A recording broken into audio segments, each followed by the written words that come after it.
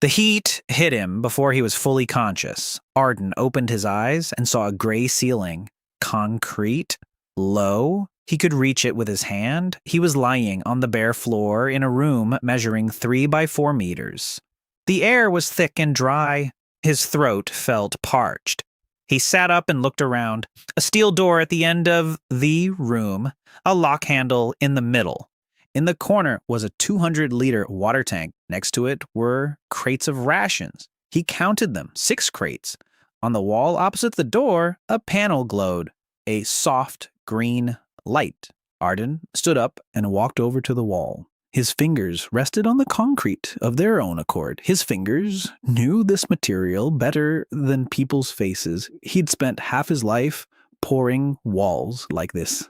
High-grade concrete, fine aggregate. The vibration was done correctly. Someone had built this cube with great care. The panel flashed and displayed a message. Class 0 shelter, owner confirmed. Unlimited development.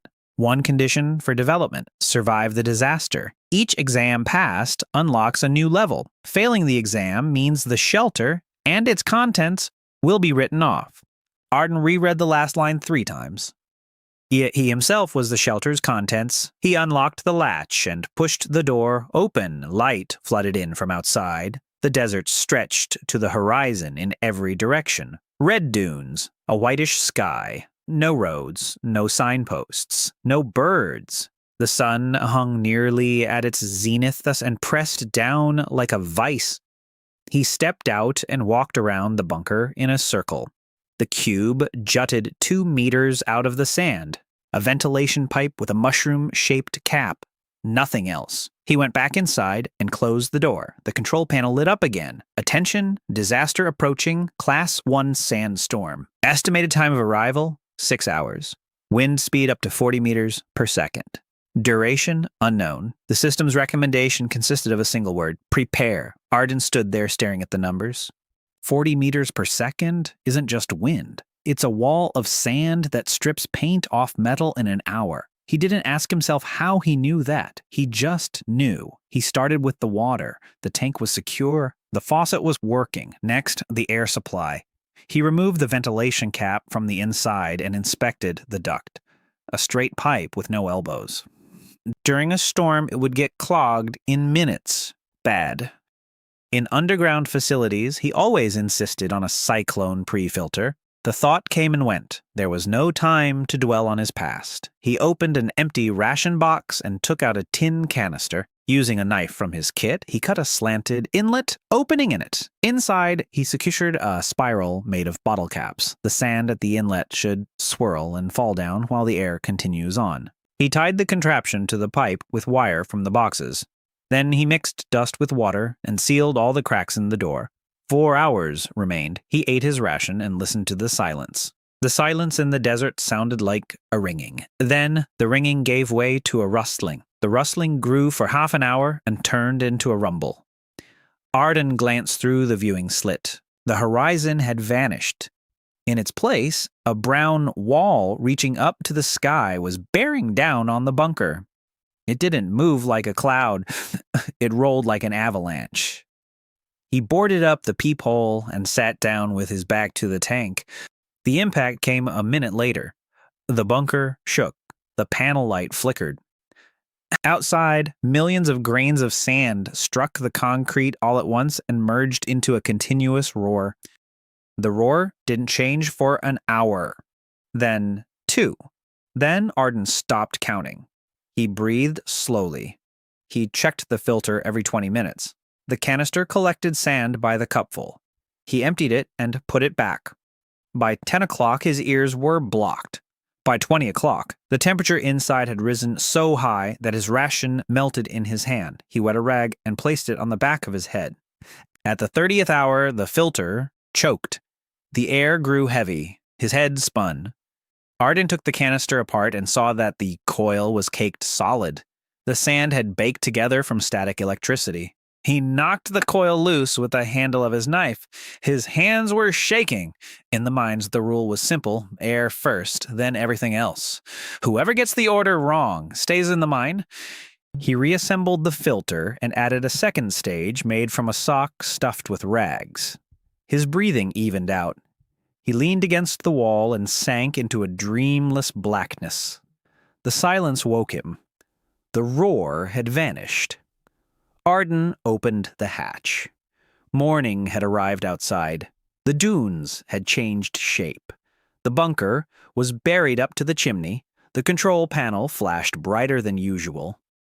The test was complete. Time under attack, 41 hours. The shelter was assigned Level 1. Arden felt a vibration beneath his feet. The floor trembled. The walls emitted a low sound like a taut string. The concrete began to expand. It didn't crack. It flowed. The far wall shifted back 5 meters. A condenser cylinder with cooling fins rose from the floor. Next to it, a hydroponic garden tray unfolded, its green sprouts glowing under a lamp. In the corner, an energy rod encased in a transparent sheath lit up. The panel displayed the results. Area, 60 square meters. The condenser produces 40 liters of water per day. The garden provides food for 2 people. The wall's strength has tripled. Arden walked around the new room and touched each unit. Everything was real. The metal felt cold against his fingers. Water was already dripping into the collection tank. He returned to the panel and requested the conditions for the next level. The response was brief. The next test would be more rigorous. Disaster Class 2. The type and duration would be announced later. He nodded at the panel as if it were a living interlocutor and went to dig out the door. The work took 3 hours. When he made his way upstairs and straightened his back, he noticed something strange. The storm had laid out a smooth ring of sand ridges around the bunker, a perfect circle with a radius of 100 meters. Storms don't do that. The wind doesn't follow a compass. Arden stood on a ridge and stared at the circle for a very long time. Then he shifted his gaze further away and froze a second time. To the south, right on the horizon, dots were moving. He counted them. 9. The dots moved slowly and in a straight line. They were coming toward him. By midday, the dots had turned into people. Arden watched them through the peephole. Leading the way was a broad man carrying a cane made of rebar. Behind him was a woman in a faded lab coat carrying a medical bag. Next came 5 adults and a teenager. Bringing up the rear was a stooped man pulling a cart loaded with tools. All 9 could barely drag their feet. Arden opened the door and stepped out to meet them, holding a flask. The broad man stopped his companions with a gesture and looked at Arden for a long time. Then he said his name was Cyrus, and that they had been walking from the abandoned Black Beam station for 11 days. He said the station had been wiped out by a glass storm, and that only those who had been in the old cistern at that hour had survived. Arden handed over the flask. The people took a sip and passed it on. The teenager was the last to drink. The woman introduced herself as Mira and asked permission to examine the shade by the wall, set aside for the weakest. Arden replied that the shade could be found inside. Cyrus raised his hand and prevented his companions from moving. He walked around the bunker in a circle and tapped the concrete with his knuckles. Then he said he'd seen boxes like that before. He said the box kept out the heat and a light breeze. But in the face of a real disaster, it became a mass grave. He said an acid front was coming across the desert from the east and that they'd seen its glow 2 nights ago. He said that inside the box, they'd all be boiled in the lye of their own lungs. The panel behind Arden's back illuminated the doorway with green light. Arden looked back and read, "Attention, an approaching disaster has been detected. Class 2 acid rain. Estimated time of arrival, 12 hours. System update. Humans detected within the shelter's area of responsibility. Each resident rescued increases the exam reward. The death of a resident inside the shelter during the exam cuts the reward in half." Arden turned to Cyrus and told him he had 2 options. To keep moving toward the front line or to go inside and help with preparations. Cyrus looked past him at the green panel. Then he waved his hand.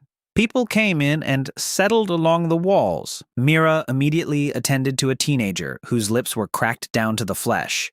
A stooped man with a cart introduced himself as Tobin and asked where the ventilation was, since he'd spent 20 years repairing air ducts at the station.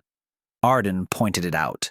Work began immediately. Arden spread a piece of tarpaulin on the floor and sketched a diagram with charcoal. the acid would run down from the top and along the walls. That meant they needed 3 things: a drain away from the door, protection against splashes at the ventilation system, sealing all the joints. He asked Tobin about the ash.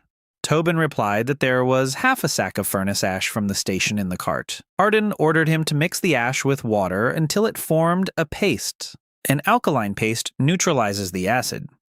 At the wastewater treatment plants, he'd handled hundreds of tons of such solutions. The idea flashed through his mind, and he got to work. Under Cyrus's direction, the men cut up empty crates and built a canopy with a gutter over the door. The gutter carried the runoff out into the sand beyond the perimeter. Mira and the women rolled wax strands from candles and pressed them into the door's seams. Tobin examined Arden's filter and whistled. He said the design was sound and that someone without training wouldn't be able to put something like this together. Arden said nothing. By nightfall, everything was ready. The group ate from a communal pot. The teenager fell asleep next to the warm casing of the power rod. Cyrus sat down across from Arden and said he still didn't believe it. He said he'd seen acid eat away at a rail in a single day. He said concrete was like bread to it. Arden replied that this concrete was special. Cyrus smirked and went to bed without taking off his shoes. The rain came at dawn. At first, single raindrops tapped on the roof. Each drop hissed.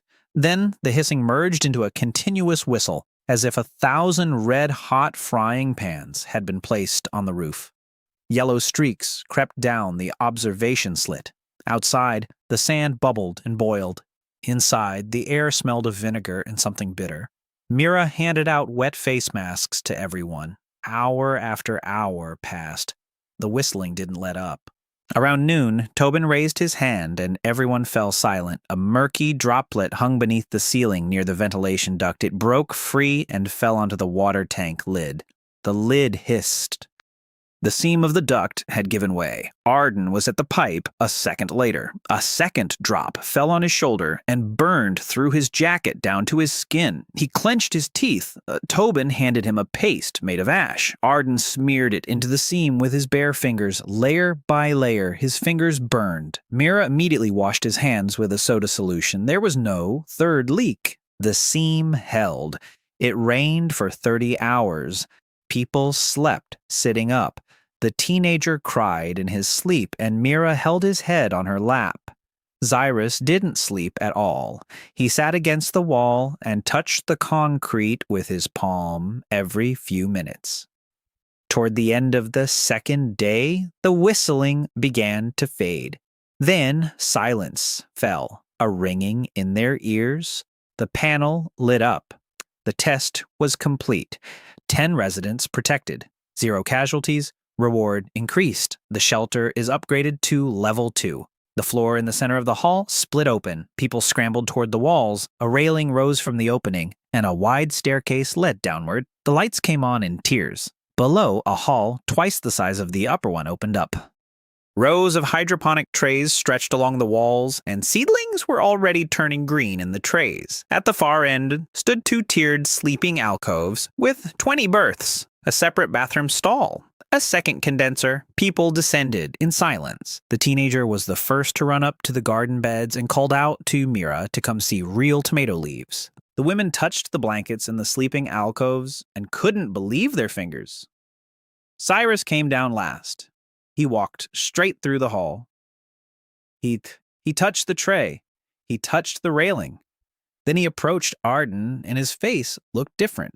The old face had faded away along with the smirk. He said he had been wrong. He said he'd lived 40 years in the desert and had never seen anything like it. He said that from that day on, his people would work for the shelter if the shelter would take them. Arden replied that he would take anyone who worked. That night, Arden went upstairs and stepped outside. The desert smelled of something burnt after the rain. The sand had caked into a yellow crust, and the crust crunched under his boots. He looked east, toward where the rain had come from, then north. And there, to the north, he saw something that made him stand motionless for a very long time. A column of smoke rose above the horizon, steady, thick, Only a large settlement with stoves produces smoke like that. He also saw a spark of light on the crest of a distant dune. The spark flickered twice, like the lens of a pair of binoculars. Someone was watching the shelter. The panel in his pocket vibrated and displayed a new line. Next exam, a Class 3 seismic series. Estimated arrival time, 20 hours. The observers didn't keep him waiting. They arrived 3 hours later on 2 mechanical beasts assembled from motorcycle frames and truck parts. 3 of them. In the lead sat a man in a leather coat with a patch shaped like a well curb. He dismounted 20 paces from the door and introduced himself as Officer Vex from the free city of Iron Well. He spoke loudly and looked over everyone's heads. He said that all the sand within a 3-day journey belonged to Baron Skarn. He said that anyone who sets up a dwelling on the Baron's land must pay for water. He said that 100 liters per month were due for a box like this and that he would collect the first payment right away. Cyrus stood next to Arden and placed his hand on the reinforced staff. Arden pushed him aside with his shoulder. He replied to Vex that the box was meager. He pointed to the upper hall, where all the clutter had been cleared away beforehand. Bare walls, a single tank. Crates. Vex walked across the hall and kicked a crate. Then he said that the poor don't survive acid rain. He said they'd even seen the glow from the towers of the well. Arden shrugged and replied that they'd been lucky with the wind. Vex looked him in the eyes for a long time. Then he poured 20 liters from the tank into his water bag and said it was a down payment. He said he'd be back in a week with the collectors and scales. At the door, he turned around and added that the Baron didn't like riddles. Riddles don't last long in the desert. The lizards roared and headed north. Cyrus spat and said that trouble was coming. Arden didn't reply. The panel was already counting down the hours until a different kind of trouble. He gathered everyone downstairs and announced the earthquake. Mira asked how one could prepare for something that shakes the very ground. Arden took a piece of charcoal and began sketching directly on the floor. It's not the tremor that kills, it's the resonance and the rigid nodes. He drew diagonal braces. He drew struts beneath the ceiling of the barn. His hand traced the nodes automatically. He'd been reinforcing buildings in this seismic zone for 7 whole years, and his fingers remembered the spacing of the rebar the way a musician remembers scales. Tobin looked at the drawing and nodded faster and faster. They worked all night. From the boxes and racks of the sleeping alcoves, they assembled diagonal braces under the ceiling of the lower hall. They took the trays of seedlings off the shelves and placed them on the floor on sand-filled cushions. They poured water from a large tank into smaller containers so the mass wouldn't shift. They padded the power rod with mattresses. Mira prepared bags of bandages in each corner. A teenager named Kit hauled sand up and down the stairs until he fell asleep right on the steps. Arden carried him into an alcove. 2 hours before the deadline, everyone took their places in the corners between the hard walls. Arden ordered them to open their mouths so their teeth wouldn't be knocked out and their eardrums wouldn't rupture. The first jolt came from below, like a sledgehammer blow to the heels. Then the floor began to sway. The concrete groaned, the lights flickered, dust rained down from the vaulted ceiling. One of the women screamed, and Mira covered her with her body. The tremor lasted a minute and then subsided. Arden began counting aloud. On the count of 200, the ground shook a second time. It was stronger. The crossbeam above the staircase arched but held the slab in place. A tray slid across the floor, and Tobin stopped it with his foot. Half an hour passed between the second and third tremors. Arden walked through the halls with a lantern. Near the far wall of the barn, he found a crack as thick as a finger. The crack was breathing. He looked at it and saw what the others didn't. The wall was closing the gap on its own. Concrete flowed along the edges of the crack like resin, and the edges were fusing together. The wall was alive. The builders from his past life would have given their souls for such material. The third tremor proved to be the strongest. The ground didn't just shake, it surged in waves like water. It was impossible to stay on one's feet. People lay on the floor, pressing themselves against it. The diagonal braces creaked. One snapped with a sound like a gunshot, and a fragment pierced the empty niche where Kit had been sleeping an hour earlier. The roof of the barn sagged by a palm's width and then stopped. The power rod hummed louder and louder, and the walls echoed its tone. The shelter was fighting for its life. Then it was all over. The silence was so thick you could hear the condenser dripping. The panel lit up. Test pass, 10 residents, 0 casualties.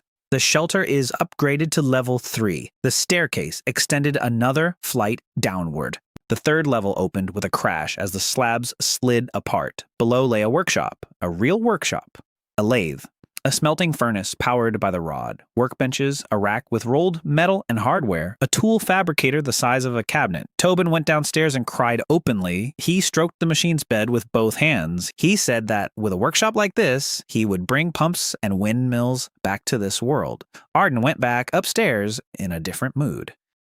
He unfolded a sheet of paper on the floor and marked the points from which the waves were coming from memory. The first tremor came from the east, the second from the southwest, the third from the north. He connected the dots. It formed an arc. He extended the arc and drew a circle with its center at the shelter. The epicenters lay along the circle, like the crests of that storm.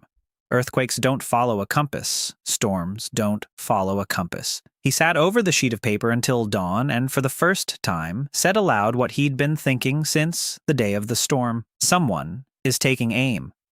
Someone is testing the box for weaknesses from every angle one by one. So disasters aren't about the weather. Disasters are questions, and the one asking is waiting for answers. In the morning, dust rose again from the north. A lot of dust. Cyrus looked down from the ridge through a homemade telescope and counted aloud. He counted 20 horsemen and a cargo platform. Vex was returning ahead of schedule and not for water.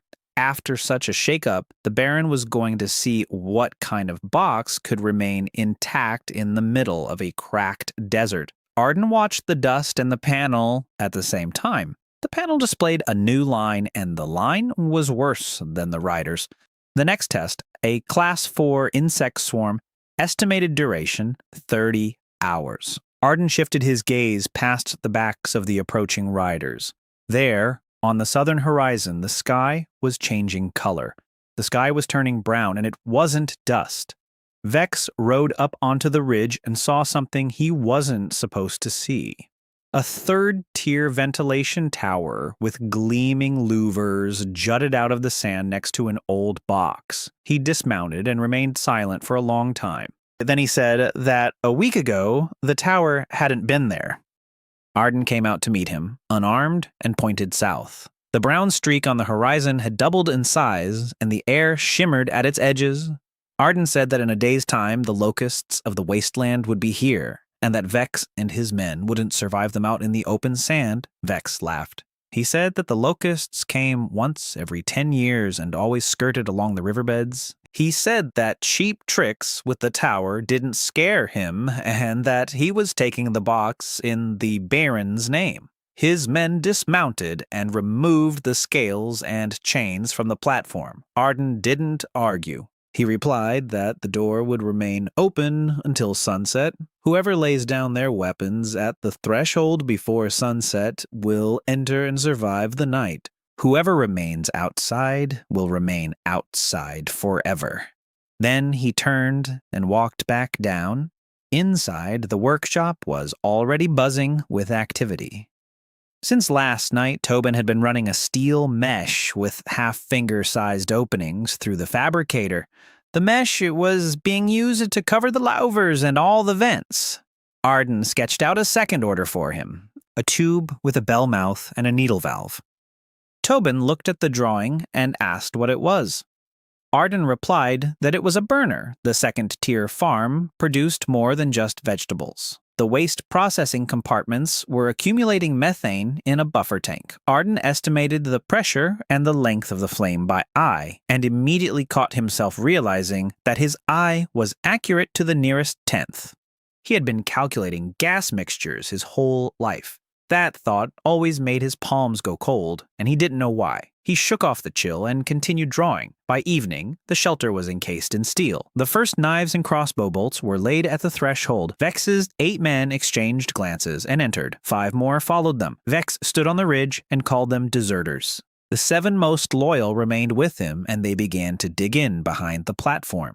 At sunset, a brown wall obscured the sun. The sound came before the insects. The dry chirping of millions of wings merged into the wail of a circular saw the size of the sky. Then the first shadows fell on the sand. The locusts of the wasteland were as long as a palm, their mandibles sliced through the tarpaulin like paper.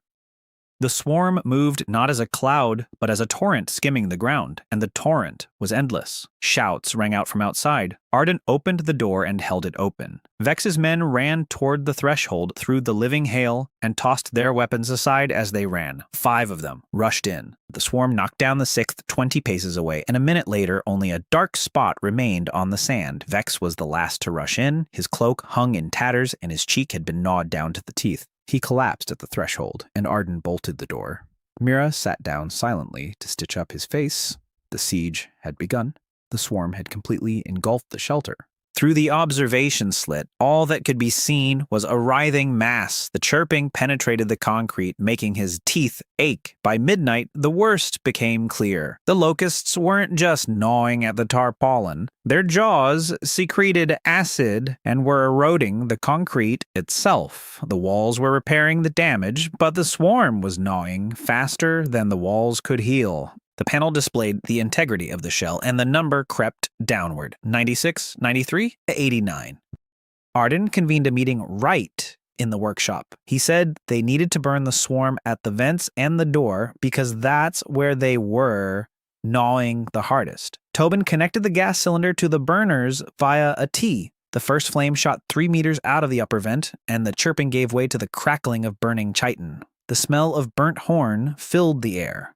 They worked in 2-hour shifts. Arden stood by the valve and adjusted the pressure manually because the valve was homemade and kept sticking. Their hands did the work on their own. On the second day, the swarm intensified. It came in waves, and the waves rolled in every 3 hours. Between waves, the men shoveled mountains of charred exoskeletons out of the vestibule. Kit hauled the exoskeletons to the farm, and Mira said they'd make good fertilizer. On the 3rd day, the power core began to falter. The furnace, burners, and lamps were drawing more power than it could supply. They dimmed the lights until dusk. The farm was cut off from heating. The integrity of the shell hung at 74. Vex, his face bandaged, came to Arden and stood by the adjacent burner without saying a word. He stood shift after shift. At the end of the 3rd day, he said through his bandage that for 20 years he had collected tribute for the Baron and had thought that power was chains and scales. He said that now he had seen power, and it looked like an open door. By dawn of the 4th day, the chirping began to thin out. The swarm took off and headed west just as suddenly as it had arrived. The desert around the shelter had been stripped bare down to the rock. The panel flashed. The test was passed. 27 residents protected. 0 casualties among residents. The reward has been increased many times over. The shelter's upgraded to level 4. This time, the ground rumbled for a long time. The 4th tier unfolded for a full hour. Leading down was no longer a staircase, but an inclined gallery. Below lay a residential quarter, a real one. A quarter with 20 separate rooms, a common room with tables, a medical unit with white light, and an autoclave. Shower rooms. The walls of the level exuded a coolness because water circulated through them. People walked through the quarter as if in someone else's dream.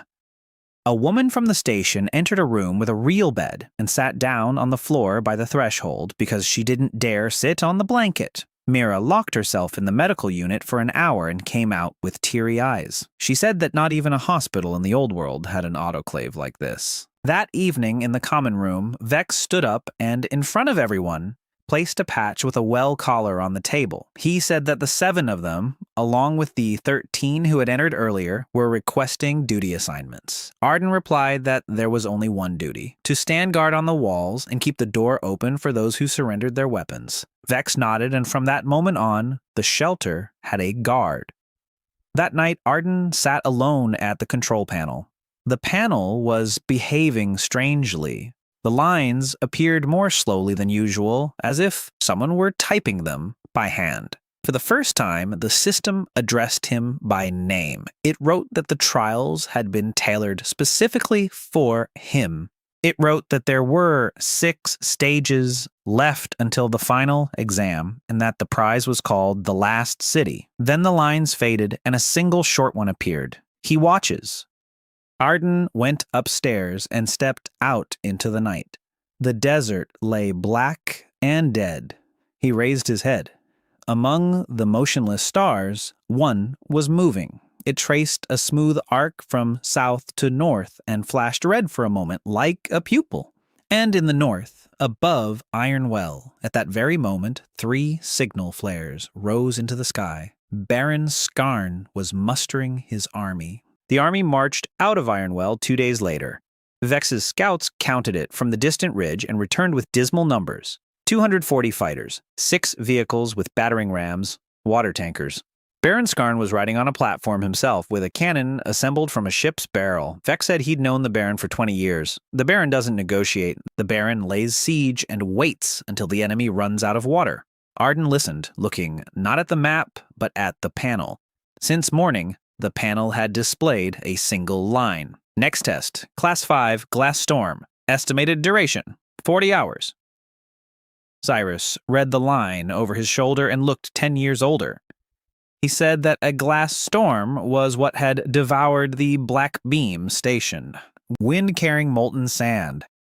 Drops of glass cut through stone like buckshot, and the air burns your lungs in 3 breaths. He said that nothing could save you from it except deep rock.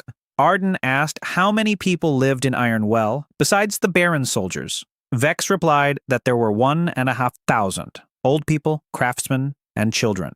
Arden was silent for a minute. Then he ordered everyone to be gathered in the main hall. He announced 2 things. First, the shelter would face the storm in 40 hours and would face it with its doors open until the very last hour. Second, an envoy would ride to the Baron with a warning about the storm so that the well would have time to hide the people underground.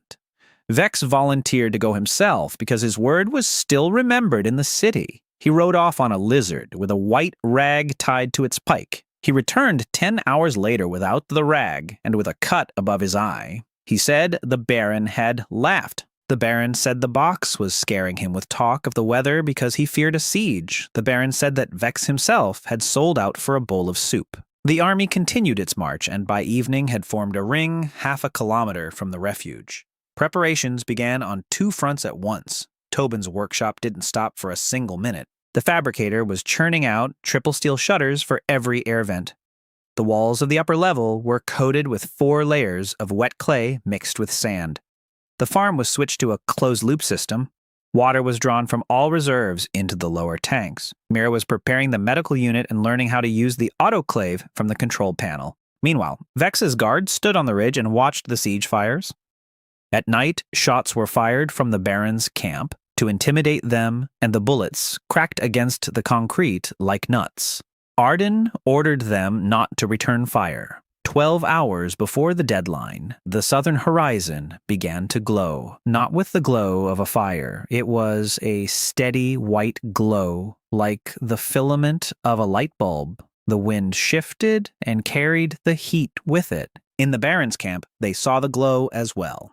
Scouts reported that the besiegers were stirring, and that some of the soldiers had begun digging trenches while others were arguing with their officers. Arden climbed to the ridge with a tin megaphone and shouted a single sentence toward the camp. "The gate is open to anyone who comes unarmed." The reply was a shot from a naval cannon. The shell landed 30 meters away and showered the ridge with sand. Arden climbed down and ordered that the gate be kept open as planned. The first defectors appeared 6 hours before the storm. First, 2 water carriers, then a dozen infantrymen with their hands raised. Then the wagoners ran over in families. The guards took their weapons and led the people down, and the residential quarter was filling up.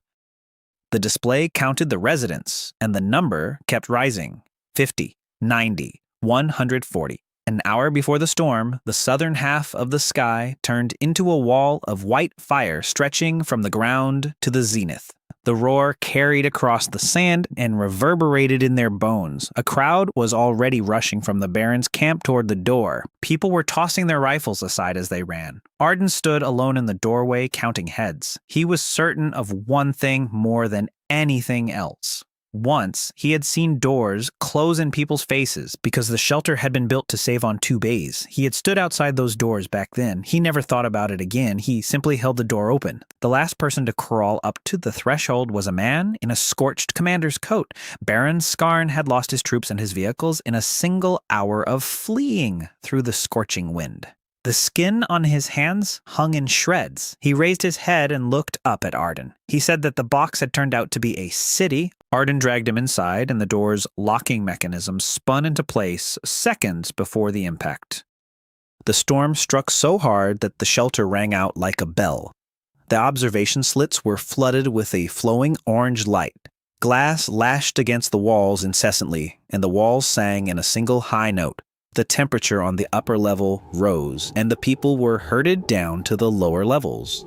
The water cooling system for the walls hummed at full capacity. The power core glowed white.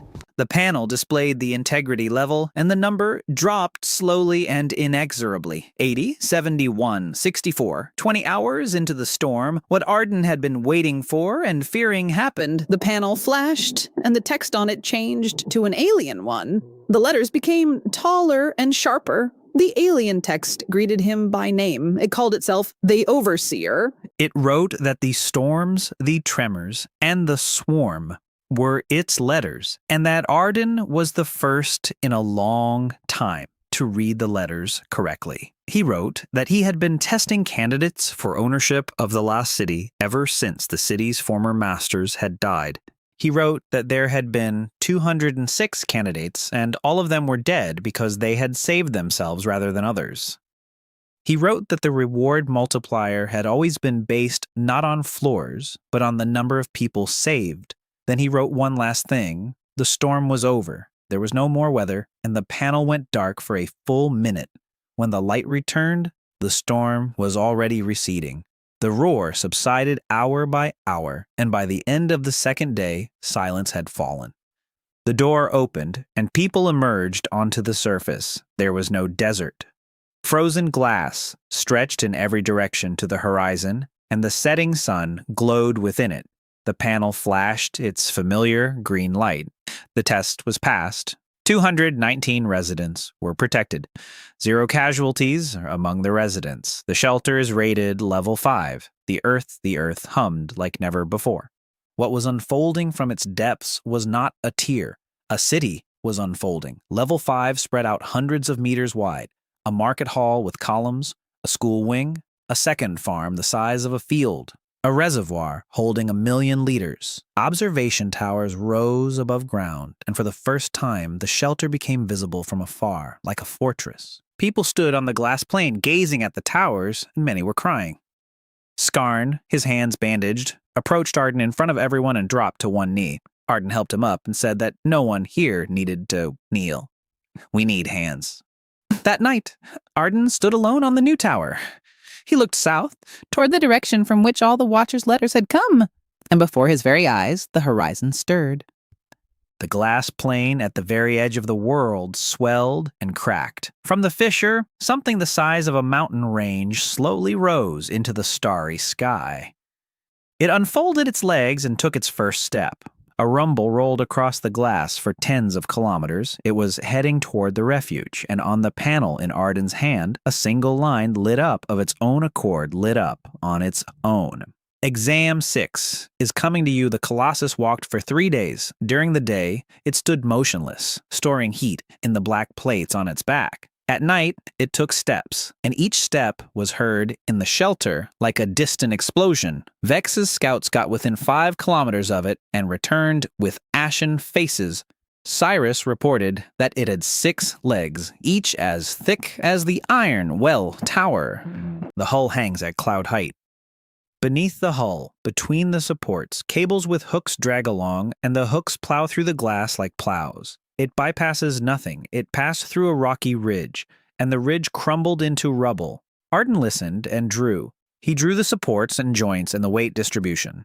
Then he set down his charcoal and said aloud what he had realized. It cannot be killed, so we must make it kill itself. A council was convened in the new market hall, and for the first time, all three sat at the table. Cyrus from the station, Vex from the guard, and Skarn from the people of the well. Skarn, with his hands bandaged, spoke quietly and to the point. He said that mining supplies had been left behind in his wrecked wagon train on the glass plain. 8 metric tons of mining explosives in lead crates and coils of steel cable. The Baron had been transporting them to the mine. Now, they lay halfway along the route and right in the machine's path. Arden nodded and laid out the plan. The explosives wouldn't penetrate the hull, but the supports moved in sequence, and at the moment of each step, the entire weight rested on 3 points. If the ground collapsed simultaneously beneath those 3 points, the Colossus would lose its balance. It didn't need to be destroyed. It just needed to fall. He knew how to bring down what couldn't be destroyed. He had toppled disused blast furnaces and bridges, and the rule was always the same. Don't fight the mass. Borrow mass from the target itself. Work began that very hour. Tobin switched the workshop to producing drill bits and extension rods. The glass crust was a meter thick, and compacted sand lay beneath it. They drilled in 3 shifts around the clock. Skarn himself led the men to the supply train, and by nightfall, the caravan had hauled in crates of explosives. Mira set up a medical unit with 100 beds and required every shift to provide her with reserve blood donors. Kit ran between the stations with depth measurements and memorized every borehole. Arden barely slept. He lay on the glass near the boreholes and listened to the Mahina's footsteps through the ground. Based on the sound, he adjusted the route map. The machine wasn't moving in a straight line. It was moving in a short zigzag pattern, and the zigzag repeated itself. 6 steps to the left, 3 steps to the right. He superimposed the rhythm onto the map and pinpointed a spot where 3 support pillars would form a circle with a diameter of 100 meters. The spot was 4 kilometers from the shelter. Closer than they'd like. It couldn't be any closer. A day before the approach, they had mined 27 boreholes with 3 charges each, 9 per borehole. The wires were routed into a single trench. Vex offered to stand guard by the detonator himself, but Arden refused. The plan was his, and the mistake would be his. He sent the rest underground and ordered them to seal off all levels except the top 1. The night of the approach was windless. The Colossus emerged from the darkness like a mountain that had been forgotten, a mountain that didn't know that mountains don't walk. Stars faded behind its hull, whole constellations at a time. Every step reverberated through the ground into his chest. The hooks scraped against the glass, and the screech was like a scream.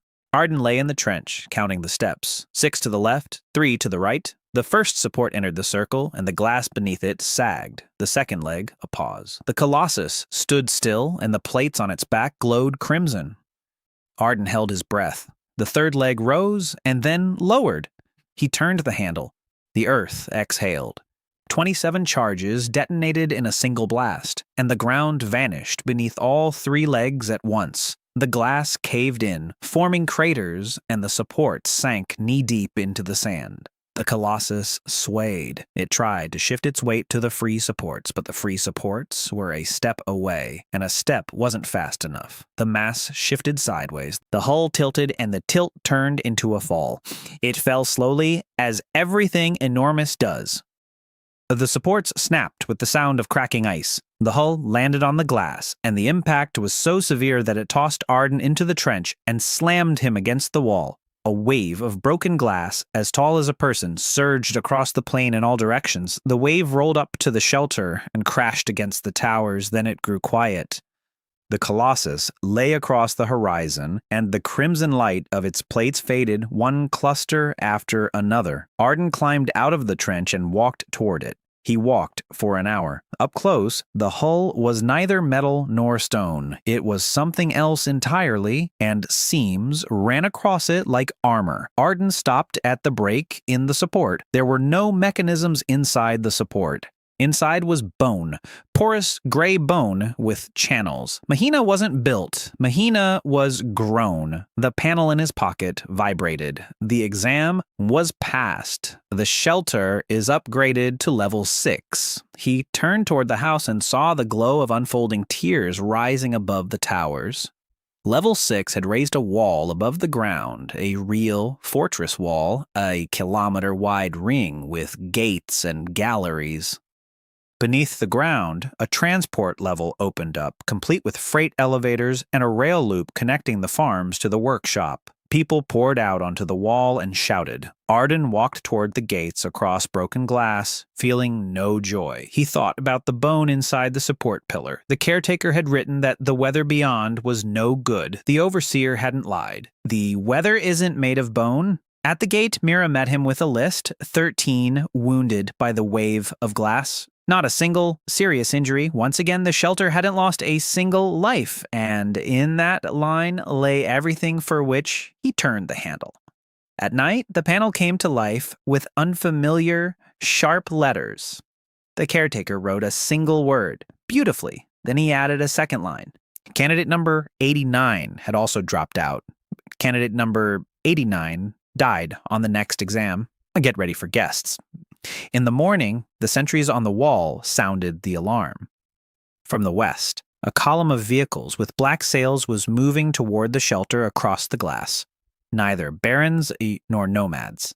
The vehicles were moving in formation. Arden took down the marching colossus by luring 3 of its supports into a minefield of the Baron's mining explosives, using his experience from his past life in demolishing bridges and blast furnaces. Inside one of the broken supports, a bone was found, and it became clear that the colossus had been grown, not built. The shelter was upgraded to level 6, with a fortress wall and a transport level, and once again, there were no casualties. The overseer praised Arden, warned him that the previous candidate had perished on the next exam, and promised guests. Meanwhile, a convoy of machines under black sails was approaching the refuge from the west.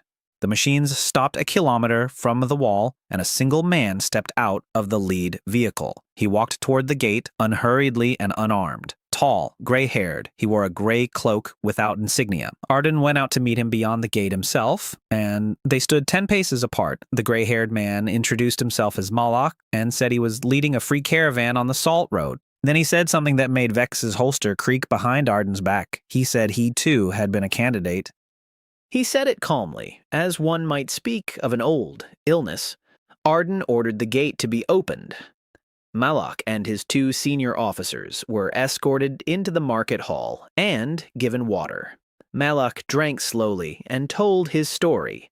20 years ago, his refuge stood in the delta of a dead river. He had passed 6 exams. On the 7th, his panel announced a calamity he did not understand. The calamity was called the Voice.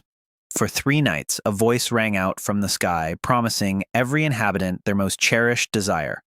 On the 3rd night, 400 people opened the gates from within and walked into the darkness toward the voice. In the morning, Malak found only shoes on the sand. The panel displayed a message stating that the test had failed and then went dark forever. The refuge crumbled to dust within a week. Since then, he has been leading caravans and searching for those whose panels are still lit. He said he can sense such places with his skin.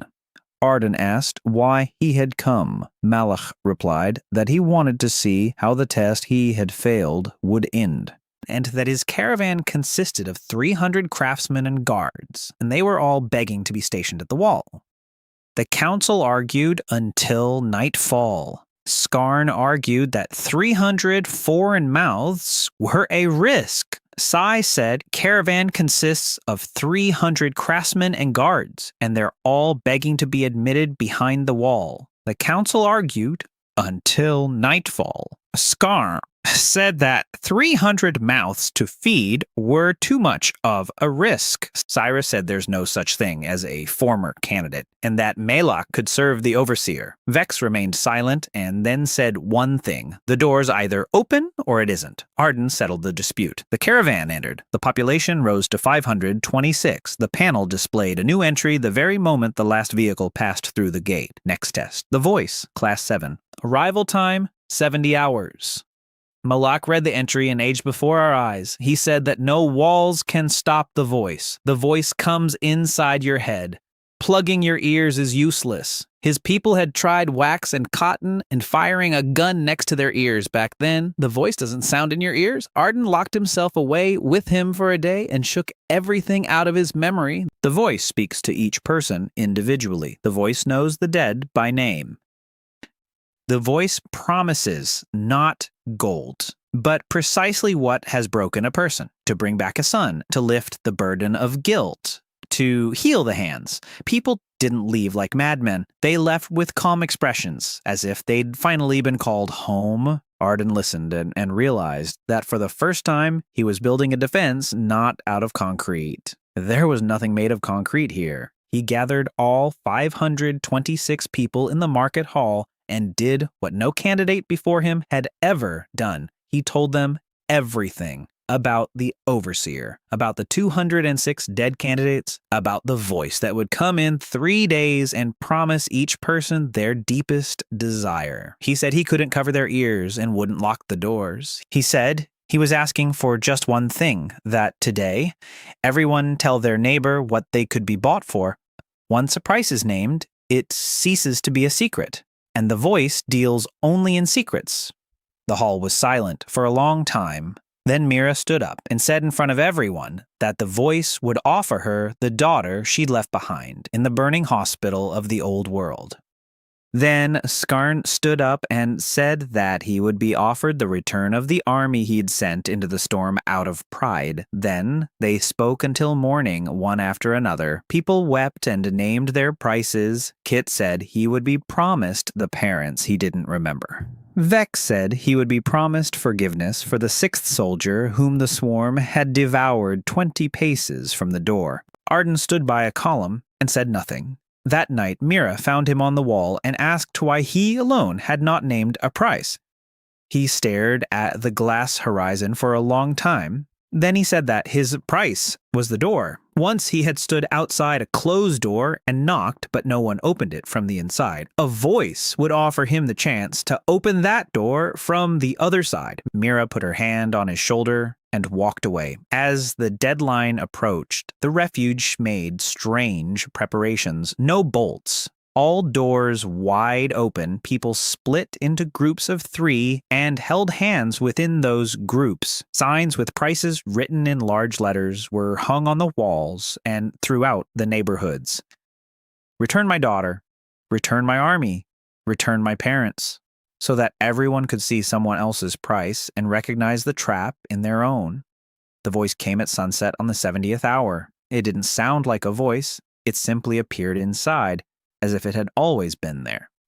Arden heard a knock, a quiet tapping of knuckles against steel from inside his head, and his own young voice from behind that door. The voice asked him to open it. The voice said it was warm inside, that there was plenty of room, that all he had to do was turn the wheel. Arden stood in the middle of the market hall and watched as 500 people listened, each to their own. Faces drifted by, someone smiled through their tears.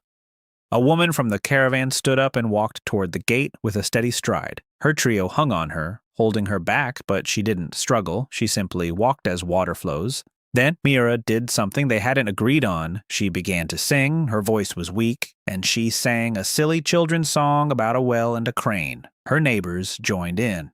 The song spread through the hall and along the galleries like fire through dry grass.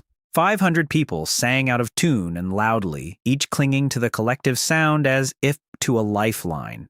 The voice in Arden's head grew quieter. It spoke for 2 more days. It shifted registers. It wept with the voices of the dead. He made threats. By the end of the second day, he faltered for the first time and repeated a phrase twice, and Arden realized that the speaker was tired. At the third dawn, the voice vanished between two heartbeats. Horse people lay sprawled across the hall. None had left. The panel lit up. The exam was passed. Class 7. The shelter is upgraded to Level 7. Level 7 provided neither machinery nor walls. A white stone tower rose from the central square, and a communications hall opened within the tower. The screen showed a desert stretching 100 kilometers in every direction, and on the main screen a map glowed, and on that map, far to the south, beyond the broken Mahi symbol Min, a point labeled with 2 words glowed: The Last City. It was 400 kilometers away. Malak stood before the map, his lips moving silently. Then he turned to Arden and said that for 20 years he hadn't known where his test was leading him. Now he knew. That night, the panel began to speak in sharp letters. The keeper wrote at length, and for the first time, without mockery. He wrote that he wasn't the one composing the voice. The city was composing the voice. The city chooses to. And the city is tired of waiting. Then a single line on its own. 4 steps remain. The next one will come from within. Arden reread the last line and looked down from the tower at the sleeping neighborhoods. From within. 526 people. Any one of them. Or himself. A caravan led by the former candidate Malak, who 20 years ago had failed the voice exam, losing all his people, arrived at the refuge, and Arden accepted 300 newcomers, bringing the population to 526. The voice arrived 70 hours later and promised each person their deepest desire. But Arden had forced everyone to publicly state their price in advance, and Mira repelled the attack with a communal song, so the refuge did not lose a single person. The 7th level provided the tower with a map showing, for the first time, the last city, 400 kilometers to the south. The keeper admitted that the voice had been sent by the city itself and warned that 4 stages remained and the next one would come from within. The trouble from within began small. On the 4th day after the voice, Mira came to Arden with a list, her face wearing a doctor's impassive expression. 8 people with a fever. By evening, 22. It's a strange fever. The temperature isn't high, but the people change. First, a person stops making eye contact. Then they stop calling others by name. Then they sit down facing the south wall and just sit there. They don't refuse food or drink. They answer in one-word sentences. And on everyone's forearm, a gray pattern appears beneath the skin like thin roots. The panel confirmed the worst at midnight. The next test, a Class 8 spore infection. The test began 40 hours ago. Carrier 0 entered with the caravan. Arden read it aloud, and Malek in the communications room covered his face with his hands.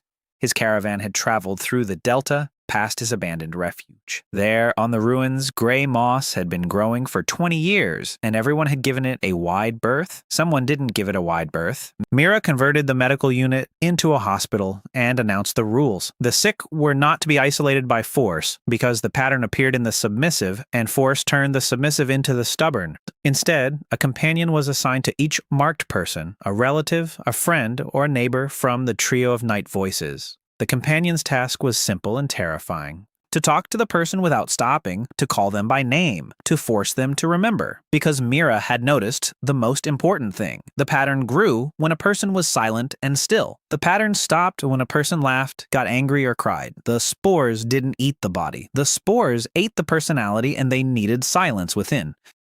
Arden set aside the entire 4th level for the hospital and switched the farm to round-the-clock hot meal production. Overnight, Tobin and his team assembled 40 ultraviolet frames from 7th level lamps because the panel indicated that the spores didn't like harsh light. They ran the air through a flame, but the infection was spreading faster than they could contain it. By the 3rd day, there were 90 marked. By the 5th, 150. People were afraid to sleep because they'd wake up with the pattern. Skarn proposed a drastic measure to take the marked outside the wall before it was too late.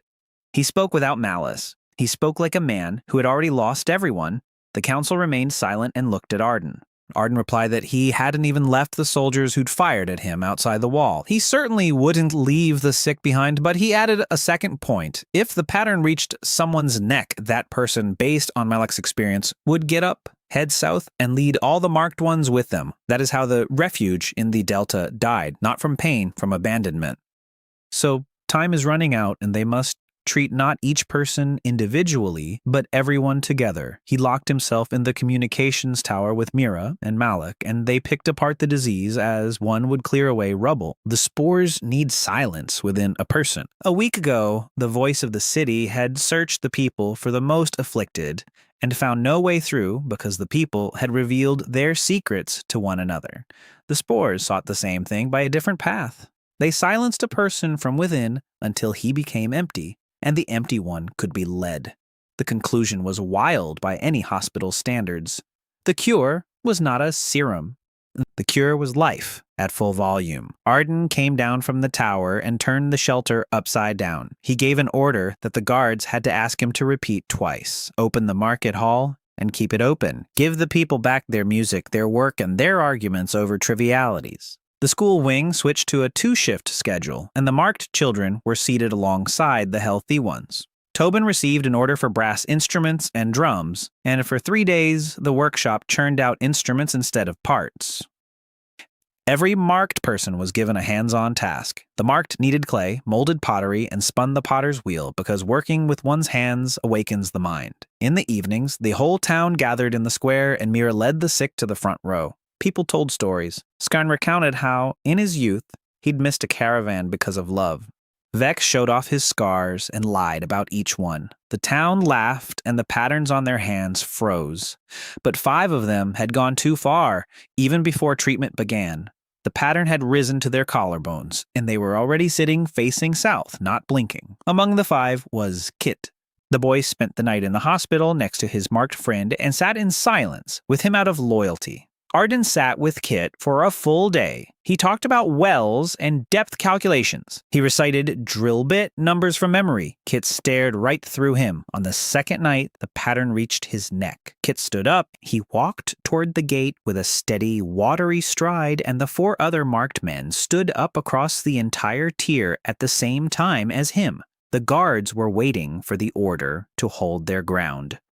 Arden gave a different order: to open the gate and let him out alone, and to let Arden out with him. The 2 of them walked across the glass together in the darkness. Kit was in front. Arden was 3 steps behind. He didn't grab the boy. He spoke. He spoke all night long about things he'd never told anyone, about how he'd built shelters for others for money. About how, on the last day of the old world, he'd stood before a door he'd designed himself, a door from which he'd cut out 2 extra spans of capacity, according to his own calculations. About how they didn't open it from the inside because there was no room, and there was no room because of his signature. He said he died outside that door and woke up here, and since then he's counted only one number, the number of people inside. Kit stopped.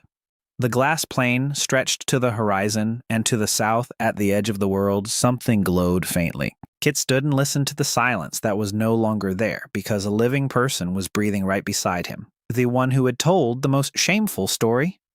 The pattern on his neck twitched and crept back. The boy turned around. He looked Arden in the eyes and called him by name. They walked back until dawn, and Kit then slept for 2 days straight. The turning point came that same week. The patterns were receding in everyone. The gray roots were fading and disappearing from beneath the skin. The panel waited until the last pattern on the last marked person had faded, then lit up. The test was complete. Class 8, 0 casualties. The shelter was upgraded to level 8. Level 8 expanded both inward and outward at once. Beneath the city lay a hospital wing with 300 beds and a laboratory that, according to the panel, could analyze any pathogen down to the last detail. Outward, along the wall, greenhouses rose beneath domes, and trees blossomed within the domes. Real trees. People walked beneath the branches and held their palms up to the leaves, and in the communications tower, a new line appeared on the map next to the marker for the last city. Distance, 400 kilometers. Gates closed. One candidate. Malek read it and asked aloud what everyone was thinking. If there was only one candidate, then who had sent the spores, grown the giant, and created the voice? That night, the overseer answered himself. The panel lit up with sharp letters, and for the first time the letters trembled. He wrote that the city had been sleeping for 200 years, and in its sleep fended off anyone who approached it because its last masters had died inside from that same pattern. He wrote that he himself was not the master. He was merely the key to the door, and the key was tired of hanging there without a lock. Then came the final line, 3 steps. I did not choose the next one. It has already been on its way for 200 years. Look up. Arden stepped out of the tower and looked up. The red moving star he'd seen the night after the locusts was no longer tracing an arc. It stood at its zenith, and it was growing. The star grew for a week. The communications room tracked it around the clock, and the numbers left no room for error. The object was traveling across the sky in a gentle arc, and the arc ended in the desert. The panel remained silent until the 7th day, and on the 7th day, it displayed a line that brought silence to the tower. Next test, a Class 9 celestial rock. Estimated time of arrival, 260 hours. Impact point, 120 kilometers northwest of the shelter. Estimated consequences, shockwave, wall of fire, rain of rocks, a dust winter lasting up to 1 year. Arden convened a council and placed on the table not a defense plan, but a list of questions. The wall would withstand the shockwave and the stones because the 8th level wall had already withstood everything. The question wasn't about the impact. The question was about a year without the sun. The farms relied on the light from the core, but the core was pushing the city to its limit. The greenhouses needed the sky, 5,500 people needed warmth, and there was a second question, which Arden spoke slowly. 120 kilometers to the northwest lies the Iron Well, 1,500 residents. The impact point is almost directly above their heads. Skarn was the first to stand up. He said that the well was his town and that he himself would go there, even if he had to walk. Vex was the second to stand up. The council made its decision in a minute, but the argument lasted all night because they were arguing about something else. The shelter could only accommodate 1,500 people if level 9 arrived on time, and level 9 wouldn't arrive until after the exam. It was a vicious circle. Accepting people before the strike meant living on the very edge of our water and space supplies. Not accepting them meant burying the entire city. Arden ended the argument just as he always did. He said that a door is either open or it doesn't exist. Then began the largest operation in the shelter's entire history. A convoy of 40 vehicles, Malek's caravan, and the Baron's captured platforms headed north, led by Skarn and Vex. Skarn was bringing not an order to the well, but the truth and his own presence. In the city, he was known as the Lord who had left with his army and vanished. He had returned alive as a servant of a foreign wall, and that made the truth as heavy as a stone.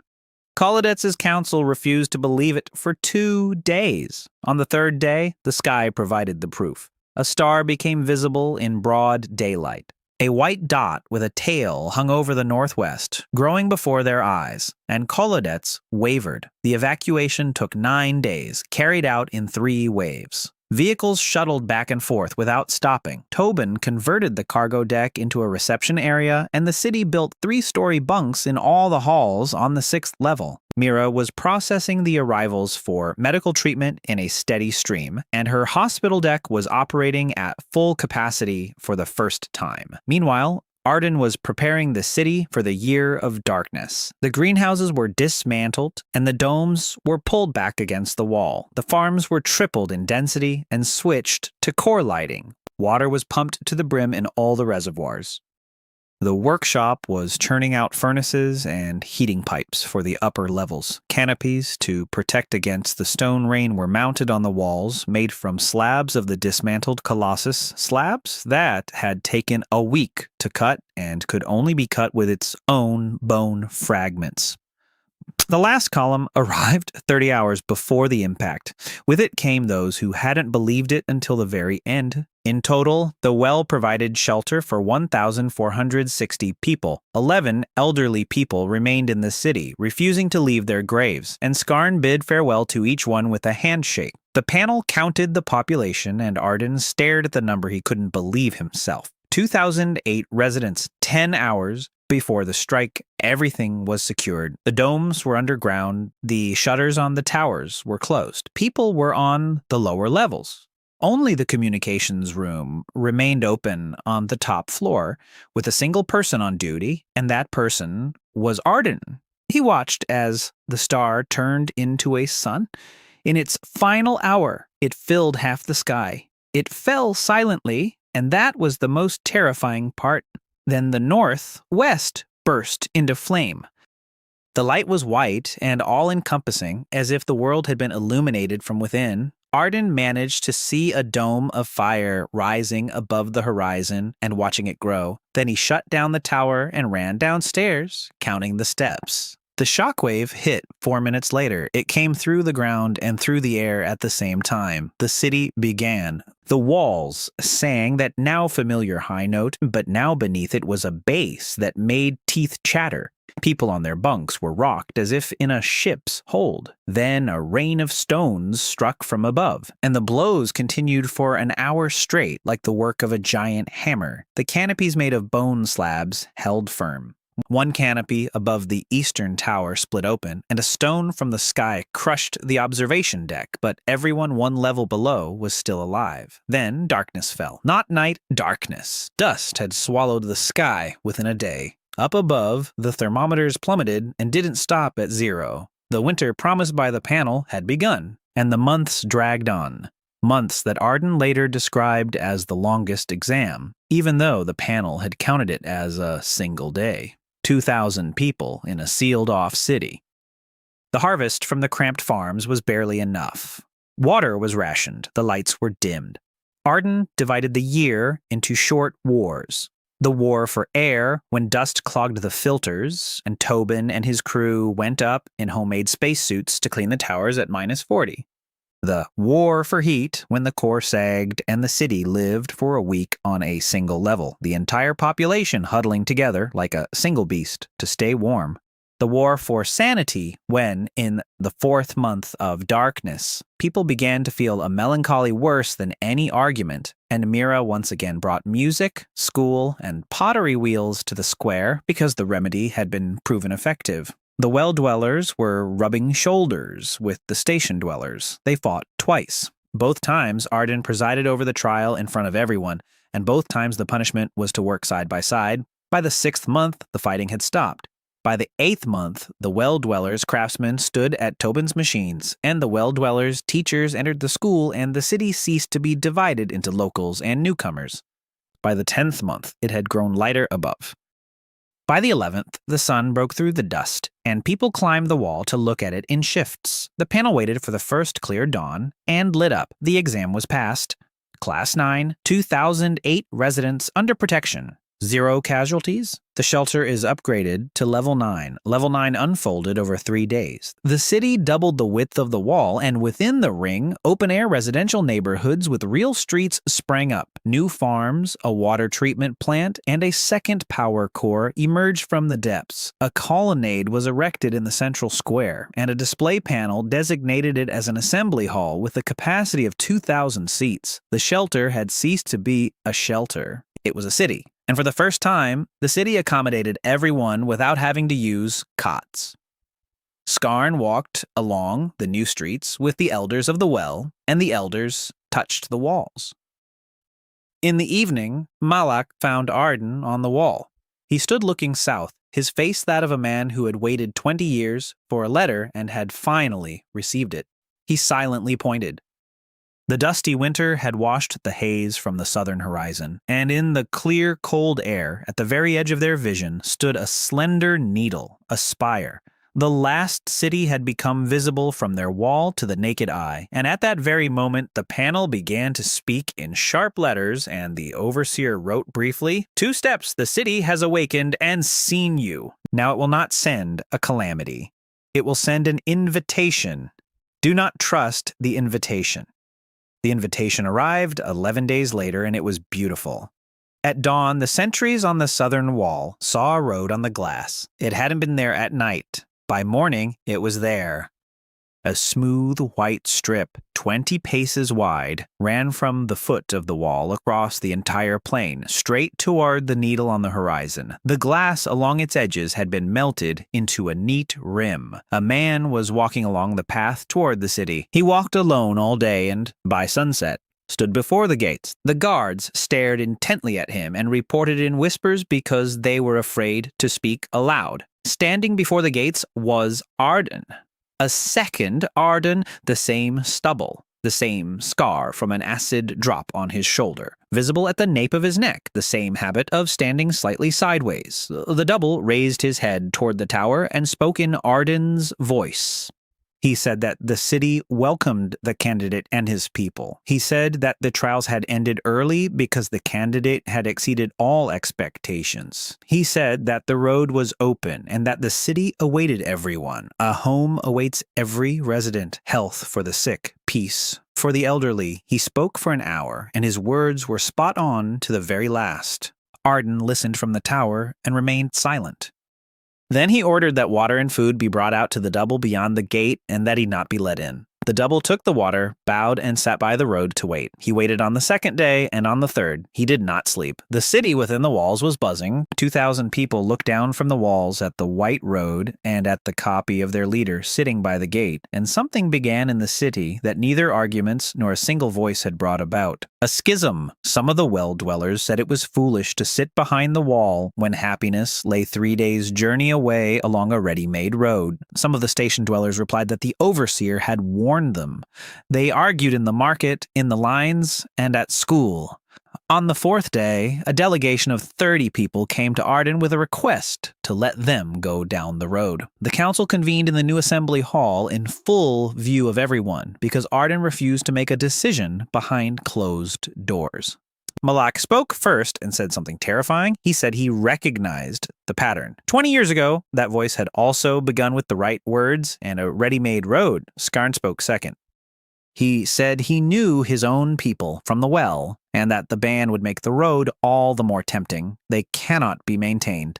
Mira spoke third and most simply. She said that the doppelganger doesn't eat. It takes water and pours it behind its back when it thinks no one is watching. It buries its food. 4 days without food or sleep and not a single slip of the tongue. People can't do that. Arden listened to everyone and delivered a ruling that the assembly asked him to repeat. He said he would walk the road himself, alone, to the city and inside, if they let him, because there's only one way to debunk the bait. To check it out personally and returned with the truth. And so that the city wouldn't be left without a leader, he laid out the order in front of everyone. The council rules. Vex holds the wall. Skarn holds the people. Mira runs the hospital. Malak handles communications, and if Arden doesn't return within 10 days or returns but fails the memory test Mira devised overnight, the gates are not to be opened for him. He dictated 3 things to Mira that no one but the 2 of them could know, and Mira locked the note in the autoclave. The panel remained silent all those days, and the silence spoke louder than words. The warden did not intervene. The exit was scheduled for dawn. Arden walked toward the gate through a living corridor of 2,000 people, and the people silently touched his shoulders. Kit caught up with him right at the gate and slipped a bird-shaped pottery whistle into his hand. He said it was for good luck and that it whistled louder than it seemed. A double stood by the road to meet him and smiled Arden's smile. The 2 of them walked down the white road together, and the wall of people lingered for a long time, watching them go. The road was super comfortable, a gentle slope, the wind at their backs. By evening on the first day, a pavilion with water and a bed appeared by the roadside, one that hadn't been there that morning. Arden slept with one eye open, while the double sat outside facing south and didn't move until dawn. During the night, Arden checked his flask. The double carried the flask for show, and it was cast in one piece. The neck wouldn't open. On the second day, the double began to speak. He talked about the city, and his words were so moving they brought a lump to Arden's throat. terraced gardens, the old world library, machines that heal time. Arden listened and asked questions about the sewer system, the water intake, and the slopes of the streets. The double answered without hesitation, and everything in his answers added up. It all added up too perfectly. Living cities never add up that way. On the third day, the needle grew into a spire, and the spire into a silhouette. And by sunset on the third day, Arden stood before the last city. The city had not been built, but grown. White tears rose from the glass plane like a mother-of-pearl shell as tall as a mountain. Terraces hung one above the other. Gardens flourished on the terraces. Water fell between the tiers in thin threads and, before reaching the ground, vanished into the air. There was no gate. There was an arch 100 meters high, and beyond the arch lay light. The double stopped at the arch and gestured toward the interior. He said that the house was waiting. Arden did not move. He stood there, looking neither at the gardens nor at the light. He was looking at the joints between the tiers. The builder's fingers found what the guest's eyes had overlooked. The tiers did not rest against one another. Each hung on its own, and the seams between them were not seams of growth. They were scars. The city had healed from its wounds many times, and the latest scar was fresh, and Arden saw something else. At the height of the third tier, a corner of a foreign structure, embedded in mother of pearl, jutted out from the white wall, a rusty corner of an old-style prefabricated shelter. The city did not welcome guests. The city was growing into them. Arden slowly shifted his gaze to the doppelganger and asked aloud the first direct question in 3 days. He asked how many candidates had entered through that arch. The double smiled Arden's smile and remained silent. Then the light behind the arch flickered, and an answer rang out from the depths of the city, but not in the double's voice. A chorus rang out from the arch. 206 voices answered with a single word. All! And the panel in Arden's pocket came to life with sharp, trembling letters. The keeper wrote, "Run." The last city had sent an invitation in the form of a white road, and Arden's double, who promised all residents a home and healing, and a rift began in the city between those who wanted to leave and those who believed the warning. In full view of everyone, Arden handed over power to the council to subjected Mir to a memory test consisting of 3 secret facts and set out on the road himself with his doppelganger, who neither eats nor sleeps and carries a cast-iron flask. In 3 days, he reached the last city, which had grown like a shell, and through the eyes of a builder, he saw that the city's tiers were scars, and that the remains of an alien refuge were embedded in the wall. When asked how many candidates had entered through the arch, 206 voices answered in unison, and the overseer wrote a single word: "Run." Arden ran before he could even finish thinking the word on the panel. He turned and dashed north along the white road, and behind him he heard a sound that made the hairs on the back of his neck stand on end. The double did not run after him. The double dissolved. Arden's face melted away from it like wax, and beneath it was revealed a white mother-of-pearl face without eyes. The figure sank into the road, and the road absorbed it, and then the road came to life all at once. The white strip beneath his feet rippled like a tongue that had decided to swallow him whole. The edges rose into walls. Arden leaped off the road onto broken glass. The glass cut into the soles of his shoes, but the glass was dead, and dead now meant safe. The road stretched alongside him and shifted shape. It sent out white tendrils to the side, and the tendrils reached toward him through the glass. He ran across the plain, veering away from the road toward an old crater where the behemoth lay. He spent the night in the break of a bone-like support. The tendrils didn't reach the carcass. Right at the bone, they stopped and retracted like fingers pulled back from a flame.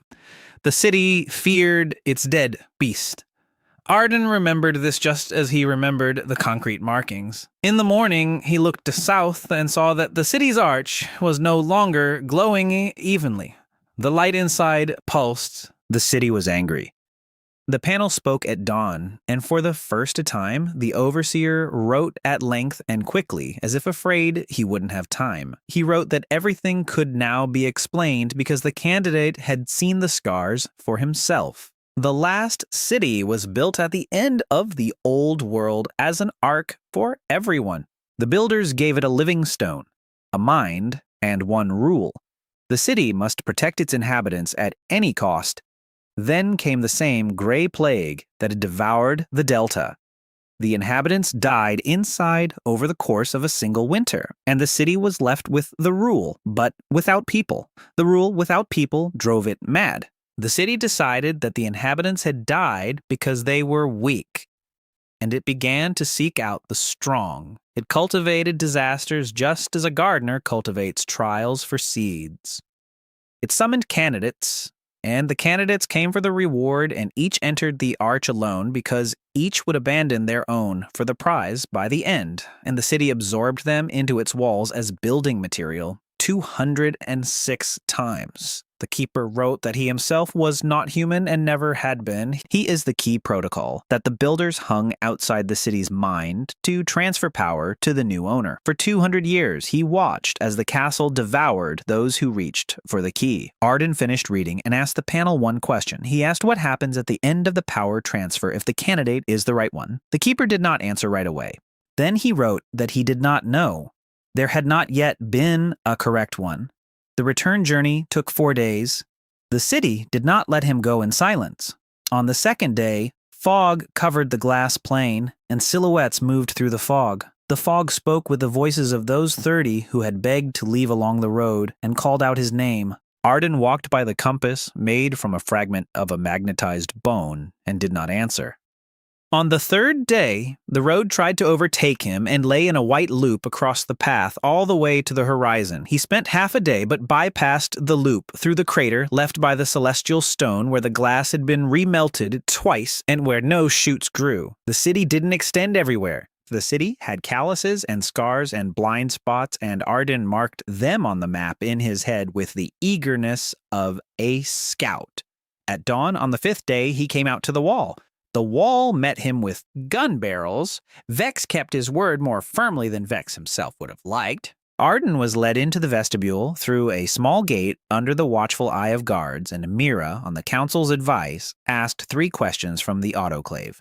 She asked what he had told her at the wall the night before the voice. He replied that his price was the door. She asked what was in the 6th box on the first day. He replied that there were 6 boxes and the 6th had been opened under the filter. She asked a 3rd question that not even the council knew the answer to. What number does he count from his past life? He replied that he counts the people inside. Mira closed the sheet of paper and embraced him in front of everyone. And the wall exhaled.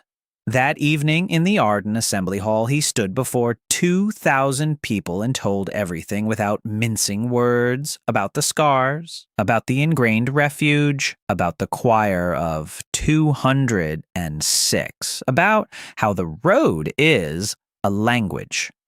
The hall listened in dead silence. 30 who had asked to leave were sitting in the front row, and one of them stood up and asked to speak. He said he had been a fool and that he thanked the wall for knowing how to wait for fools. Then Malak stood up. He asked about what hung over the hall. He asked what would happen now. The city knows how to hide, but the city is growing, and the last city has waited 200 years and will wait another 300. Arden answered without hesitation. He said that hiding would no longer work because there were 2 exams left, and both would be set not by the weather, but by the enemy itself. So all that remains is what he's been doing his entire past life and this one. Preparing the object for a load it cannot yet bear. Only now, the object isn't concrete. The object is them, all 2008 of them. The panel came to life that very night and confirmed he was right down to the hour. The next test, Class 10 assimilation surge, arrival time, 120 hours. The system's explanation was brief and was read out across all tiers. The city is coming to you on its own. In the morning, from the southern towers, they saw what it looked like. The white road had vanished. In its place, a kilometer-wide strip of mother-of-pearl was moving northward from the horizon. The glass in front of it swelled and turned white, becoming the city. The last city was creeping toward them with its entire mass at a pedestrian's pace, and it had 4 days' journey left to the wall. Arden stood on the tower and looked through the telescope, not at the strip. He was looking at 2 points on its flanks. Along the flanks of the tide, newly grown behemoths were advancing. 2. And in the communications room, the panel finished typing a line that Arden didn't show to anyone. The overseer wrote that when the tide made contact with the wall, the city would offer the residents a merger, and everyone would hear the offer. And that only those who had more to lose than the promise itself would be able to resist the merger. Arden laid out 120 hours on the board in the assembly hall, just as he had once laid out the pouring schedule, hour by hour, not a single empty slot. First and foremost, he presented to the council an idea he'd brought back from the south, one that was more important than explosives. The city fears its own dead. Shoots do not grow from the bones of the machine or in twice remelted glass. That means the defense is not built of steel. Defenses are built from what the city has already lost. Tobin received an order that made the last of his hair stand on end, to dismantle the carcass of the first colossus, down to the last rib, and cut the bone into slabs. Bone saws from the days of the canopies had been stored in the workshop. 6 crews worked on the carcass around the clock under floodlights. The slabs were to the wall using rail loops and driven into the ground as a palisade in 3 rows along the entire southern front. Between the rows, Arden ordered the glass to be burned with torches until it was remelted because the city wouldn't take anything that had been burned twice. A strip of dead land 100 paces wide lay before the wall like a dry moat. Meanwhile, Vex was preparing for a second war. The machines on the flanks of the tide were advancing slowly but steadily, and the city had surely learned the old trick with the mines.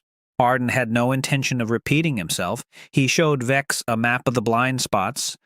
The crater left by the celestial stone lay west of the western machine's route, half an hour's of its stride. If the Mahina were provoked and lured into the crater, the twice-melted glass beneath it wouldn't hold its weight. Vex gathered 40 volunteers on lizard riders and captured vehicles and spent 3 days driving them across the plain, rehearsing the decoy maneuver. Skarn took the eastern flank, where there was no crater. There was an old carcass there, and Skarn proposed a mad plan. Not to take down the eastern Mahina, but to drive it into the bones first. Living Mother of Pearl could not tolerate the dead, and Skarn wanted to test just how much. The third war remained, and it was the most important one. Everyone would hear the convergence. Arden knew the Watcher's formula by heart. He who has something to lose will stand firm, louder than any promise. On the 4th day of preparations, he halted all work for 2 hours and gathered the city in the square. He did not give a speech. He took roll call, the first complete roll call in the shelter's history. Mira and her assistants went through the lists, and every resident, from the elders of the well to the station's infants, stood up and stated their name and occupation. Potter, teacher, driller, guard, cook, doctor, 2,008 names rang out over the square for 4 hours straight. And by the end of the roll call, people were standing in rows, embracing one another, and Arden saw from the podium exactly what he wanted to see. The city knew itself by name. It is harder to ask such a city to dissolve. The tide came at dawn on the 6th day.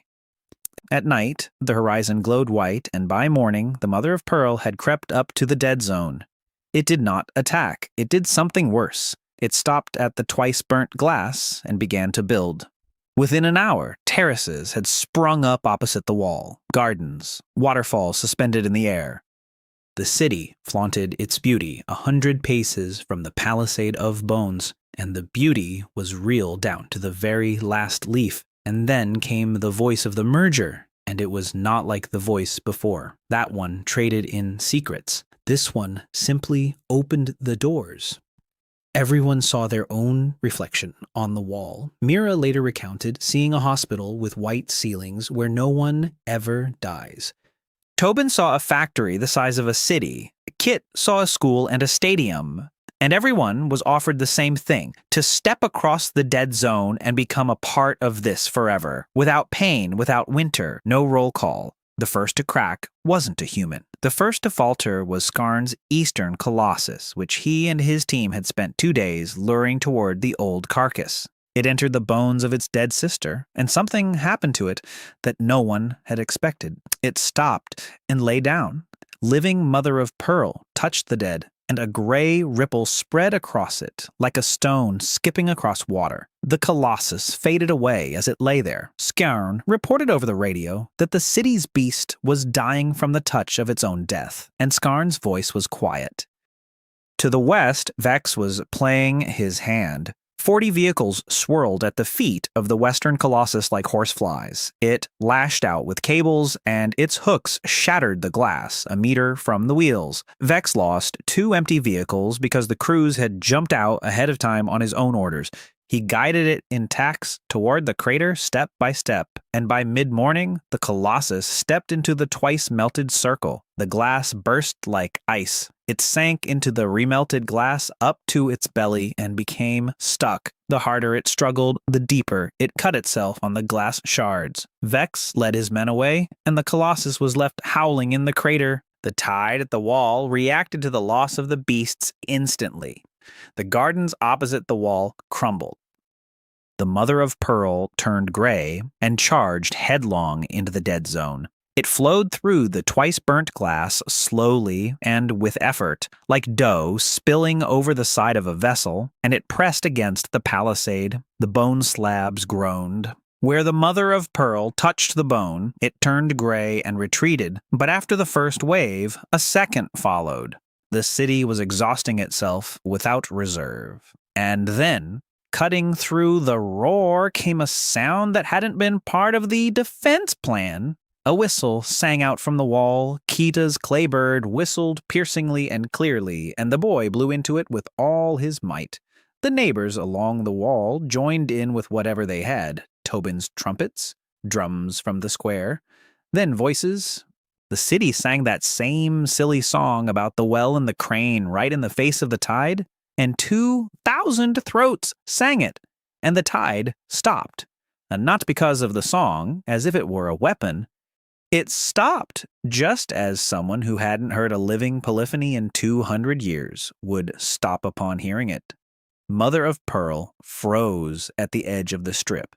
The terraces opposite the wall slowly reassembled themselves, but now without their decoys.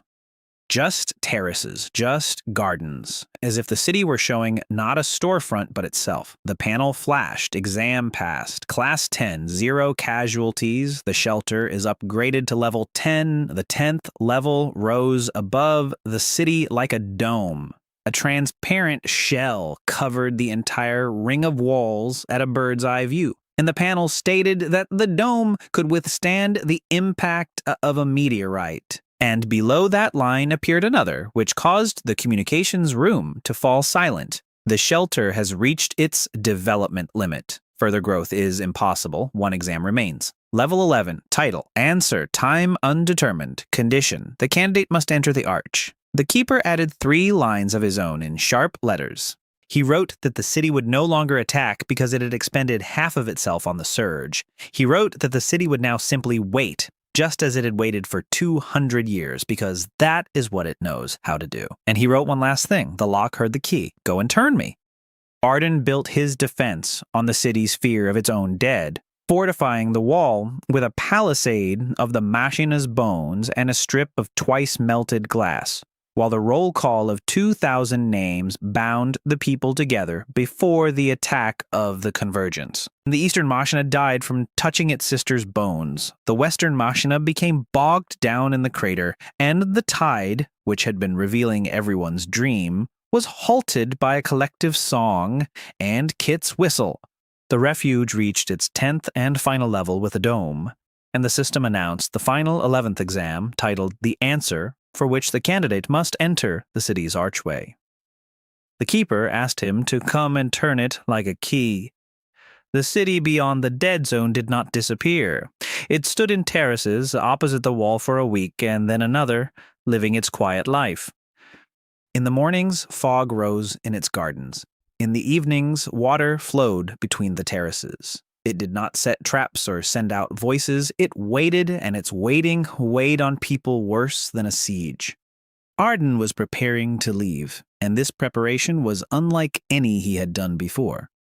There was nothing to drill into and nothing from which to cast. He was not preparing walls, he was preparing a legacy. For 10 days he handed over the city. To Tobin, all the blueprints and the workshop. To Vex, the wall logs and the map of blind spots. To Mire, the hospital and the school and the right to the final say on the council. To Skarn, the people and the court. To Malas, the communications tower. To Cyrus, intelligence and long-distance routes. He dictated, and Kit transcribed his words into a thick book, which they simply called the Book of the City. On the 11th day, he announced his condition for entry to the council, and the council erupted. Arden said that more than one person would pass through the arch. The overseer had written that a candidate must enter, but nowhere did he write that the candidate must enter alone.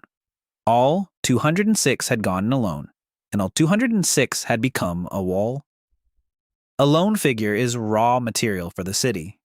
He would go with witnesses. He asked for 5 and named them. Mira as a memorial to the dead.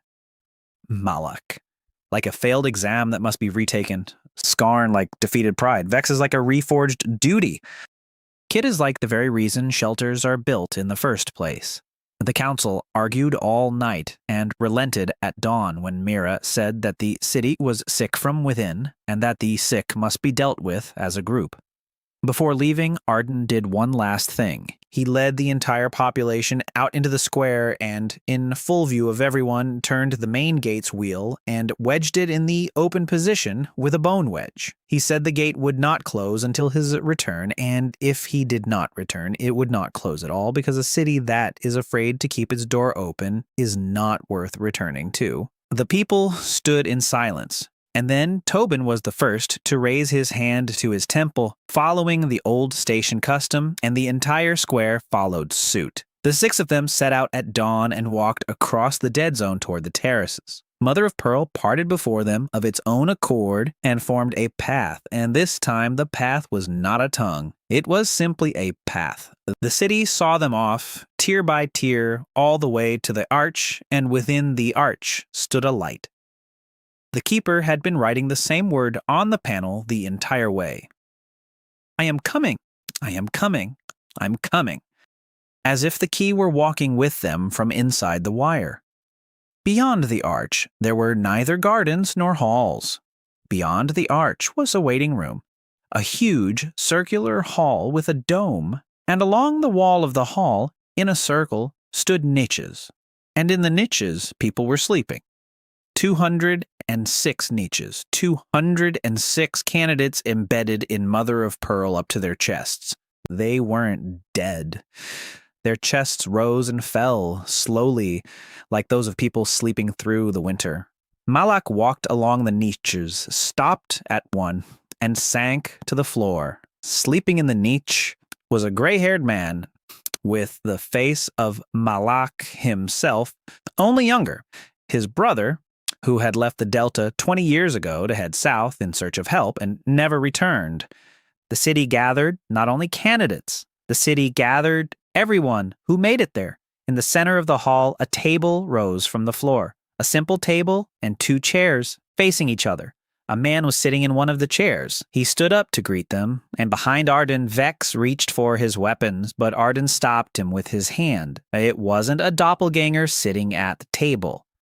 Sitting at the table was an old man in old-world gray work overalls with a scorched sleeve and glasses on a cord. The panel in Arden's pocket flashed and went dark forever. The old man said that was what he looked like when he was alive. The Ark's chief engineer, the one who wrote the city's first rule and died here of the Gray Plague, the last of the builders, after locking himself inside the control room to prevent the city, driven mad by grief, from going out to search for people across the entire earth. The city preserved his cast and turned the cast into a key. For 200 years, the key watched the exams from the outside and could not intervene directly, only to prompt, only to write in sharp letters. Arden sat down across from him. 5 people stood behind him. The overseer placed his palm on the table, and the table lit up, and the hall around them vanished. Exam 11 began, and it was no disaster. The city asked questions. It did not ask them with words. It unfolded its memory before the 6 of them, just as one unfolds a blueprint. They saw the Ark, full to the brim, 100,000 inhabitants, festivals on the terraces, then the winter of the plague. Empty tears. The city carried its dead to the furnaces with its own white hands because there were no living hands left. Then 200 years of silence and a rule that burned him from within. Protect the inhabitants. But there are no inhabitants. Mira wept openly, and the city asked its first question. It asked why it should protect those who are going to die anyway. Arden answered aloud, and his voice sounded matter-of-fact in the emptiness. He said that death does not negate care, but justifies it. Concrete, too, ages and cracks, and no one builds with on sand because of that. The city was silent for a long time. Then it asked its second question. It asked why all 206 had come to it seeking strength, yet this one had come with 5 weak ones. Arden replied that he knew of no one stronger than these 5, and suggested that the city count for itself how many times each of them had held another's life in their hands. The light around them flickered. The city counted. And it asked a third and final question, but this one wasn't for Arden. The question was for Kit. The city asked the boy what he wanted most in the world, knowing that the city could give him anything. Kit stood there, pale, clutching a clay whistle in his pocket. He replied that he wanted to go back home to the gates that had been jammed open. And the city asked itself. It asked if the city wanted to go home, too. The light stopped. In the deathly silence of the hall, one could hear the sleeping figures breathing in the 206 niches. And then the dome above the hall cracked with light, and the city answered. Not with a voice. Not in unison. It answered with action. The niches all opened at once. Arden transferred control of the city to the council through the Book of the City, jammed the main gates open, and entered the archway, not alone, but with 5 witnesses, Mira, Malak, Skern, Vex, and Kit. Inside was a hall with 206 sleepers embedded in the walls. Among them, Malak found his brother, and the overseer appeared as a replica of the Ark's chief engineer, who had been the last to die. The 11th exam turned out to be 3 questions from the city about the meaning of care, power, and home, and after Kit's answer that even a city might want to go home, all 206 niches opened at once. The niches slowly released the sleepers. Mother of Pearl receded from the bodies like the tide from the shore, and the people settled into the arms of the 6.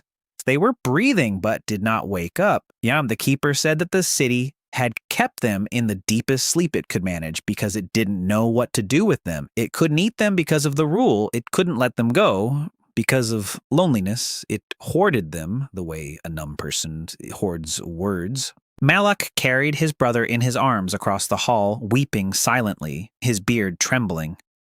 Meanwhile, the city was changing all around them. The walls of the hall thinned until they became transparent. Beyond them, tears opened up and a wave swept across them. Mother of Pearl everywhere released what it had absorbed over 200 years. Rusty structures from alien shelters jutted out from the walls and fell onto the terraces.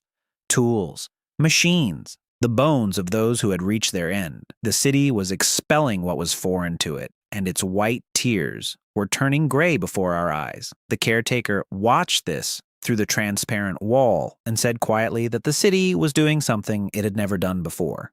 The city was confessing. Then the floor shook. It shook again. White dust rained down from the dome.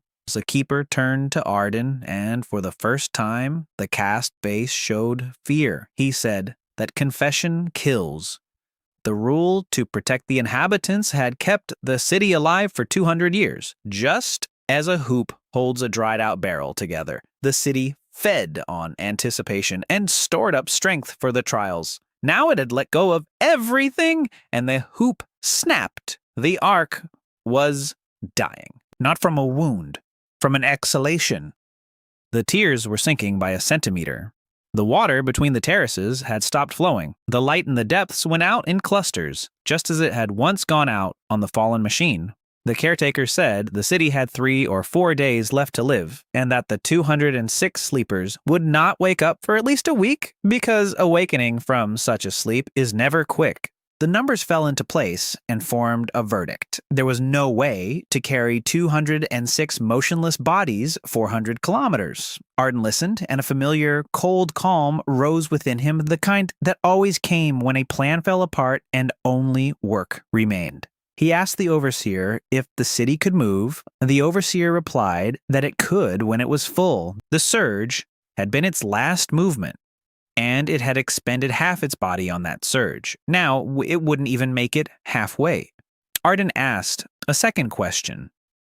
Could the city draw energy from outside?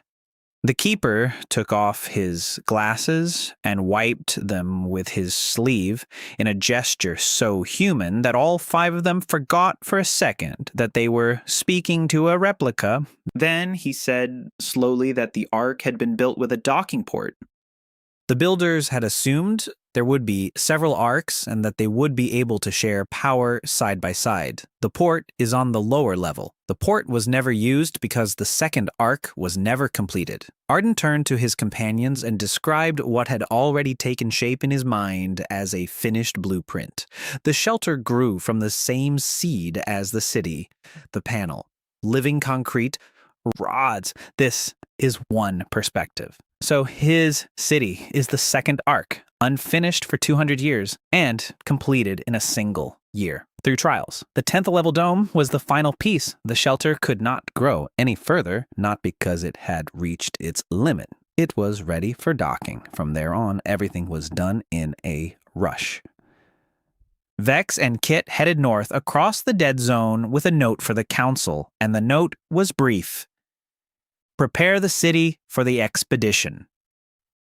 Malek stayed with his brother and the sleepers with Mira because the sleepers needed to be given water and turned over. Skarn took charge of sorting through the recovered items. Among the rusted structures on the terraces lay the legacy of over 100 expeditions, and Skarn described it as a veritable armory.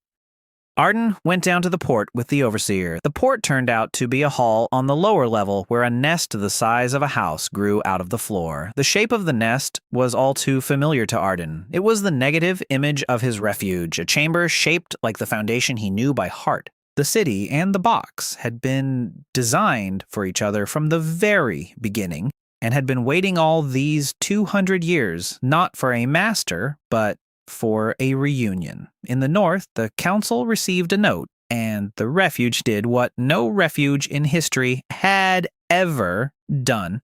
It lifted off from its spot. After the overseer's words, the communications hall's control panel accepted the command, and the 10th level revealed its true nature. The dome was not a shield. The dome was a fairing. The city retracted its towers, and the walls folded into its sides. A ring, a kilometer wide, rose above the glass on supports 3 times thicker than the machine's own supports. 2,000 people stood in the inner streets, holding onto one another as their home took its first step. The shelter traveled south for 4 days. It followed its own old map of blind spots, through craters and past bones, and the glass supported its weight because the shelter erected its supports according to the calculations of the builder, who guided it from within via radio. Arden hadn't slept for those 4 days. He stood in the harbor of the dying city and guided his home with his voice over the radio through the Malakoff Tower. The tears around him were settling. On the 3rd day, the arch went dark. On the 4th, the last of the water stopped flowing. The caretaker sat on the floor of the port next to Arden and was becoming transparent at the edges because the cast drew its life from the city's power. He spoke as long as he could, about the builders, about how they chose the first rule and argued until morning, about the engineer who burned through his sleeve during the launch of the first rod and chose not to sew it up as a memento. By the end of the 4th day, the northern horizon began to hum. The shelter had arrived. It rose above the dead zone, and the people on its walls saw the gray, settling arc up close and fell silent all at once. The docking took all night. The sanctuary descended into the port's cradle with a precision that Arden had calibrated down to the millimeter, and when the foundation touched the bed, a single unified ring, like that of a bell and its twin, echoed through both cities from the base to the dome. The port panel flashed one last time. Exam 11 passed. The answer accepted. The transfer of ownership began, and the power flowed. It did not flow from the city to the shelter. It flowed from the shelter to the city, the second core, the farms, the warmth of 2,000 living beings. Everything flowed downward through the joint, and the gray tears began to turn pink like cheeks after a frost. The caretaker rose from the floor. The edge of his form was no longer transparent. He looked at his hands, then at Arden, and he said that for 200 years he had been writing the same word prepare in sharp letters to strangers, and that for the first time he didn't know what to write next. Arden replied with Mira's phrase. He said that they visit the sick in groups, but they come to those recovering with work. There was enough work down below to last 100 years. The city released everything it had absorbed over 200 years, and from this admission, it began to die within a matter of days, while the 206 sleepers could not wake up before a week had passed. Arden realized that his refuge was an unfinished second arc, completed by exams, and that the 10th level dome served as a fairing for the expedition. The refuge rose on its supports, traveled 400 kilometers across the map of blind spots, and docked with the port of the dying city, while the power of 2,000 living beings flowed downward and revived the ark. The transfer of ownership began. The keeper gained substance, and the final exam was passed. The first sleeper opened his eyes on the 6th morning after the docking, and it was Brother Malak. He looked at the gray-haired old man above him and asked why he had aged so much in a single night. Malas laughed and cried at the same time, and could not utter a word, so Mira answered for him. She said that the night had been long. The sleepers had been waking up all week, one by one, and in groups of 3. The hospital deck had moved down into the city in its entirety, and Mira was getting people from 5 different decades back on their feet. Candidate number 12 turned out to be a female engineer who had been walking towards the city 70 years ago, and her refuge had once stood on the site of what is now the Iron Well. Candidate number 140 recognized the old man from the well as his own grandson, and the two sat in silence for a long time, holding hands, because no words had yet been invented for such a moment. Meanwhile, the city was coming back to life, tier by tier. The transfer protocol was carried out on the 9th day, matter-of-factly, without fanfare. Arden stood in the control room that a dying engineer had locked from the inside 200 years ago, and the control panel asked him if he confirmed acceptance of ownership. He looked back. Everyone was standing behind him in the control room. The council, 5 witnesses, the overseer, Tobin, his hands smudged with grease, straight from the docking node. Arden turned to the panel and said that he confirmed ownership and was transferring it immediately. He dictated a list of 2,214 names into the panel, including 206 who had awakened, and demanded that each be entered as the owner. The panel remained silent for a long time. The overseer later said that it had recalculated the protocol 11,000 times. Then, throughout both cities, from the depths to the dome, a light shone, and a single line lit up on all the panels across all levels. Owner confirmed. The last city belongs to its inhabitants. Thus ended the exams. And then came work, and work turned out to be the best part of the story. Over the course of a year, the 2 cities merged into one, and the city was simply named Open Gates because the steering wheel of the main gate remained wedged shut with a bone wedge, and they decided never to remove the wedge. Water from the deep aquifers of the ark rose to the surface, and around the walls, on the twice-fired glass, they piled earth made from recycled dust, and in the very first spring, a field turned green along the barren strip. Cyrus led long-range reconnaissance missions and returned with people. Rumors of a city with open gates spread across the wastelands faster than cars, and by the end of the second year, the population had surpassed 5,000. Skarn rebuilt the Iron Well as a northern outpost, and the 11 elders who hadn't left back then greeted the builders at their graves, alive and grumbling. Vex kept the guards on their toes, and his guards were bored because there was no one left to fight, so Vex retrained half of them as rescue workers. Tobin launched the production of windmills and pumps in the Ark's workshops, and Melak's caravans delivered them to distant stations for free on one condition: they had to keep their doors open. Mira opened a medical school in the White Tower, and the first graduating class consisted of 23 doctors. Kit grew up. He learned calculations from Arden, and at 16, he designed his first well. He wore a clay whistle on a string for the rest of his life, and his children wore it after him. The keeper remained the keeper, but now watched over someone else. He maintained the archives. He recorded the names of everyone who entered the gates and said that for 200 years he had been counting candidates, but now he counted residents, and that he liked this second kind of arithmetic better. By the third year, the hospital-level laboratory had analyzed the Gray Plague from the Delta down to the last detail. And Mira administered the vaccine to the Delta herself, and on the ruins of Malak's shelter, they erected a white stone bearing 400 names. Malak stood by the stone with his brother and said that he had finally passed his test. Disasters did not return to the world. The weather became simply weather.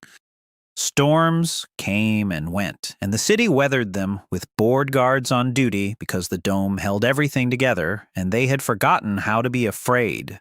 Only once in the 5th year did the sentries sound the alarm upon seeing a dusty, perfectly round tornado on the horizon, and the entire city poured out onto the walls and laughed for a week afterward because the tornado turned out to be just a tornado. Arden never took over either the palace or the tower. He lived in a room on the 4th level of the old shelter, the very one where double-decker niches had once stood, and every morning he walked around the city with a piece of charcoal and a notebook. He was seen on farms and in elevator shafts and in distant fields, and everywhere he did the same thing. He touched the concrete with his palm and listened. One day, in the 10th year, Mira found him at sunset by the main gate. He was standing there, watching as yet another caravan of ragged people from the east entered through the gate. And as the guards first brought them water and then showed them where the dining hall was, Mira stood beside him and asked if he had already counted his number for the day. Arden replied that he had lost count at 6,000 and that, for the first time in both his lives, he enjoyed losing count. He died of old age in his room on the 4th tier, in his sleep on the night of the spring festival, and the entire city mourned him. He was laid to rest, not in the White City, but up above in the old first cube, 3 by 4 meters, which stood right in the heart of the lower tiers, untouched like a relic. On the concrete wall of the cube, above the spot where he had once woke up, they carved neither his name nor his title. In accordance with his will, they carved 3 words that he had dictated to Kit a year before his death: "Keep the door open." And it was kept open. 100 years later, when the open gates became the capital of the Green Plain, and the old glass was remembered only through museum plaques, anyone who laid down their weapons at the threshold could still enter the city. The handle of the main gate was still held in place by a bone wedge, polished by thousands of palms to an amber sheen.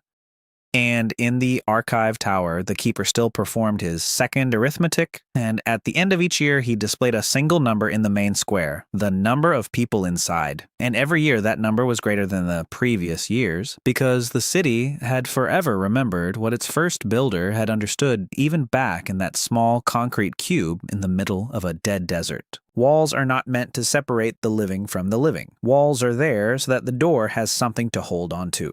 All 206 sleepers awoke, including Brother Malik and Arden. Having taken possession of the last city, immediately registered all 2,214 residents as owners. The cities merged into one under the name Open Gates, with its steering wheel wedged open forever. And over the years, fields, outposts, schools, and a vaccine that eradicated the Gray Plague sprang up around it. Every hero found their conclusion, and the calamities ended because the exams were over. Arden lived out his life as a simple city builder, died in his sleep, and was buried in the first concrete cube with a 3-word will. Keep the door open, which the city continues to fulfill even 100 years later. The niches slowly released the sleepers. Mother of Pearl receded from the bodies like the tide from the shore, and the people settled into the arms of the 6. They were breathing, but did not wake. Their skin was warm, and their eyelids trembled as if they were dreaming. The caretaker said that the city kept them in the deepest sleep it could manage because it did not know what to do with them. He couldn't eat them because of the rule. He couldn't let them go because of his loneliness. He hoarded them the way a numb person hoards words. Malasha carried his brother in his arms across the hall, weeping silently, his beard trembling. His brother was as light as a child. 20 years of sleep had dried him out, but not aged him, and Malek now looked older than his younger brother by a whole lifetime. Mira set up a makeshift infirmary right between the niches from her travel bag. She checked the pulse of each person brought in and dictated the numbers to Kit, while Kit wrote new pages into the city book. 206, and no names yet. Skarn and Vex carried the sleepers in a circle toward the table and laid them out in rows on the removed cloaks, and soon the waiting hall began to resemble a hospital after a battle in which no one had died. Meanwhile, the city was changing all around them. The walls of the hall thinned until they became transparent. Behind them, tiers opened up, and a wave swept through them. Mother of Pearl released everywhere what it had absorbed over 200 years. Rusty structures from alien shelters jutted out from the walls and fell onto the terraces. Tools, machines, melted panels with blacked-out screens. The bones of those who had reached the city, already dead, and whom the city had taken in anyway because it did not know how to let go. The city was expelling what was foreign to it, and its white tears were turning gray before their eyes. The keeper watched this through the transparent wall and said quietly that the city was doing something it had never done before. The city is confessing. Then the floor trembled. It trembled again. White dust rained down from the dome and settled on the sleepers, and Mira ordered their faces to be covered with scarves. The keeper turned to Arden, and for the first time, the cast face showed fear. He said that confession kills. The rule to protect the inhabitants had kept the city alive for 200 years, just as a hoop holds a dried-out barrel together. The city fed on and had been storing up strength for the trials, and that anticipation was its backbone. Now it had let go of everything, and the hoop had burst. The Ark was dying, not from a wound, from an exhalation. The tears were sinking by a centimeter an hour. The water between the terraces stopped and hung in the air as the last few drops. The light in the depths went out in clusters, just as when light fades from a fallen giant, and Arden recognized this way of dying. The keeper counted aloud what the city had told him from within. The Ark had 3 or 4 days left to live. The 206 sleepers would not wake for at least a week, because awakening from such a sleep is never swift, and a swift awakening would kill them more surely than a collapse. The numbers fell into place and formed a verdict. There was no way to transport 206 motionless bodies 400 kilometers. The caravan's vehicles could carry at most 40 recumbent bodies. The round trip would take a week. There wasn't a single week to spare. Vex suggested driving all the vehicles here immediately and hauling out at least a portion, and he himself stumbled on the word portion. In this city, the word portion was never uttered in reference to the living. Arden listened, and a familiar cold calm rose within him, the kind that always came when a plan fell apart and only work remained. He sat down at the engineer's desk and began asking questions the way he used to at accident sites, briefly and to the point. He asked the overseer if the city could move. The overseer replied that it could when it was full. The tide had been its last movement, and it had expended half its body on that tide. Now it wouldn't even reach the halfway point and would crumble along the road along with those sleeping inside. Arden asked if it was possible to slow down the dying process. The keeper replied that the city wasn't wounded, but empty, and you don't bandage emptiness. Arden asked a third question. Could the city draw power from outside? The keeper took off his glasses and wiped them with his sleeve in a gesture so human that all 5 of them forgot for a second that they were speaking to a replica. Then he said slowly that the ark had been built with a docking port. The builders had assumed there would be several arcs, and that the cities would be able to share power side by side just as ships share fuel. The port was on the lower deck. It had never been used because the second ark had been laid out far to the north, and they hadn't had time to finish building it. War and the plague had eaten away at the schedule. The room fell very quiet. Arden rose from behind the table, turned to his people, and spoke what had already taken shape in his mind as a finished blueprint. He listed them off on his fingers. The panel. Living concrete that flows and fuses together, energy rods, the system of exams and rewards. The shelter grew from the same seed as the city. It is one kind and one school of builders, so his box in the desert is that very second arc.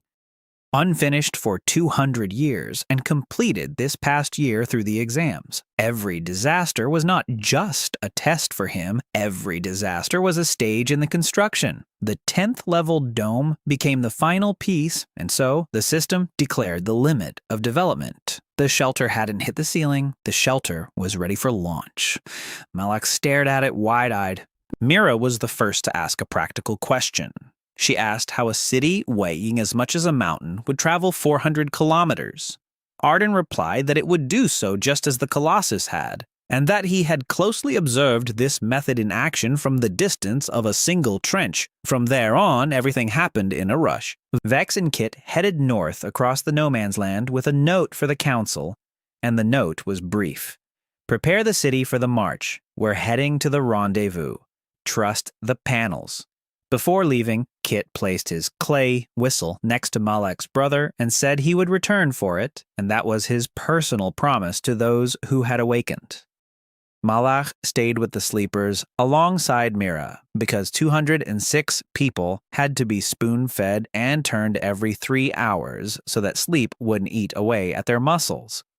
Skarn took charge of sorting through the salvaged items. Among the rusty structures on the terraces lay the legacy of hundreds of expeditions, and Skarn described himself as a true captain with a book and a charcoal stick. He found name tags and set them aside separately because every piece of scrap metal might have a living heir somewhere. Arden descended with the overseer to the port through the dying tears. The elevators were no longer working, so they walked down for 3 hours, and along the way, the overseer showed him a city that no living person had ever seen. Engine rooms with turbines in lakes of cooled water. A library where the shelves stretched a kilometer into the darkness, and a children's level with carousels that the city had kept clean and well-oiled for 200 years. The port turned out to be a hall at the very bottom, where a nest the size of a house grew out of the floor. The shape of the nest was familiar to Arden, to the point of making him shudder. It was the negative image of his shelter. The chamber mirrored the foundation he knew by heart down to the last protrusion. The city and the box had been designed for each other from the very beginning and had been waiting all 200 years, not for a master. They had been waiting for this encounter. In the north, the council received a note, and the refuge did what no other refuge in history had ever done. It lifted off. The communications room panel received the command, and the 10th level revealed its true nature. The dome was not a shield. The dome was a fairing. The city retracted its towers. The walls folded into the sides. The greenhouses went below deck, and the kilometer-wide ring rose above the glass on 6 supports 3 times as thick as the machine's own supports. 2,000 people stood in the inner streets, holding on to each other and the railings as their home took its first step, and the plaza began to function as a deck. Tobin later recounted that not a single part fell from the shelves in the workshop because the city itself had reinforced the shelves with concrete. The shelter moved south for 4 days. It followed its own old map of blind spots, through craters and past bones, and the glass supported its weight because the shelter placed its supports with the precision of a builder, guiding it from within via radio. Arden hadn't slept for those 4 days. He stood in the harbor of the dying city with a radio and his home through the voice of the Malakoff Tower. Step, stop, measure, step. On the second day of the journey, the wind picked up, and the moving city began to sing from every side. The people inside were at first frightened by this melody, but then they grew accustomed to it, and the children began to sing along. Meanwhile, the tiers of the arc around Arden were settling. On the third day, the arch went dark. On the fourth day, the last of the water stopped flowing, and the keeper sat on the floor of the port, becoming transparent at the edges because the cast lived off the city's power. He told stories as long as he could. About the builders, about how they chose the first rule and argued until morning, and how the youngest proposed the rule, keep the door open. But the elders deemed it too simple. About the engineer who burned a hole in his sleeve when the first rod was activated and chose not to sew it up as a memento. Arden listened and held the cast by the shoulder, just as one would hold a living person. By the end of the fourth day, the northern horizon began to hum. The refuge had arrived. It rose to its full height above the dead zone, and the people on its walls saw from above a gray, settling arc in which the former shell was barely discernible. And they all fell silent at once. The docking proceeded all night. The shelter descended into the port's berth centimeter by centimeter, and Arden verified the landing using the beacons he himself had set up, and by dawn his voice had grown hoarse. When the foundation touched the bed, a single unified ringing, like that of a bell and its twin, passed through both cities from the base to the dome, and that ringing was heard in their dreams for years to come. The port panel flashed one last time. Exam 11 passed. Answer accepted. The transfer of ownership began, and the power flowed. It did not flow from the city to the refuge. It flowed from the refuge to the city. The second core, the trusses. The warmth of 2,000 living souls and the breath of their streets. Everything flowed downward through the joint, and the gray tears began to turn pink like cheeks after a frost.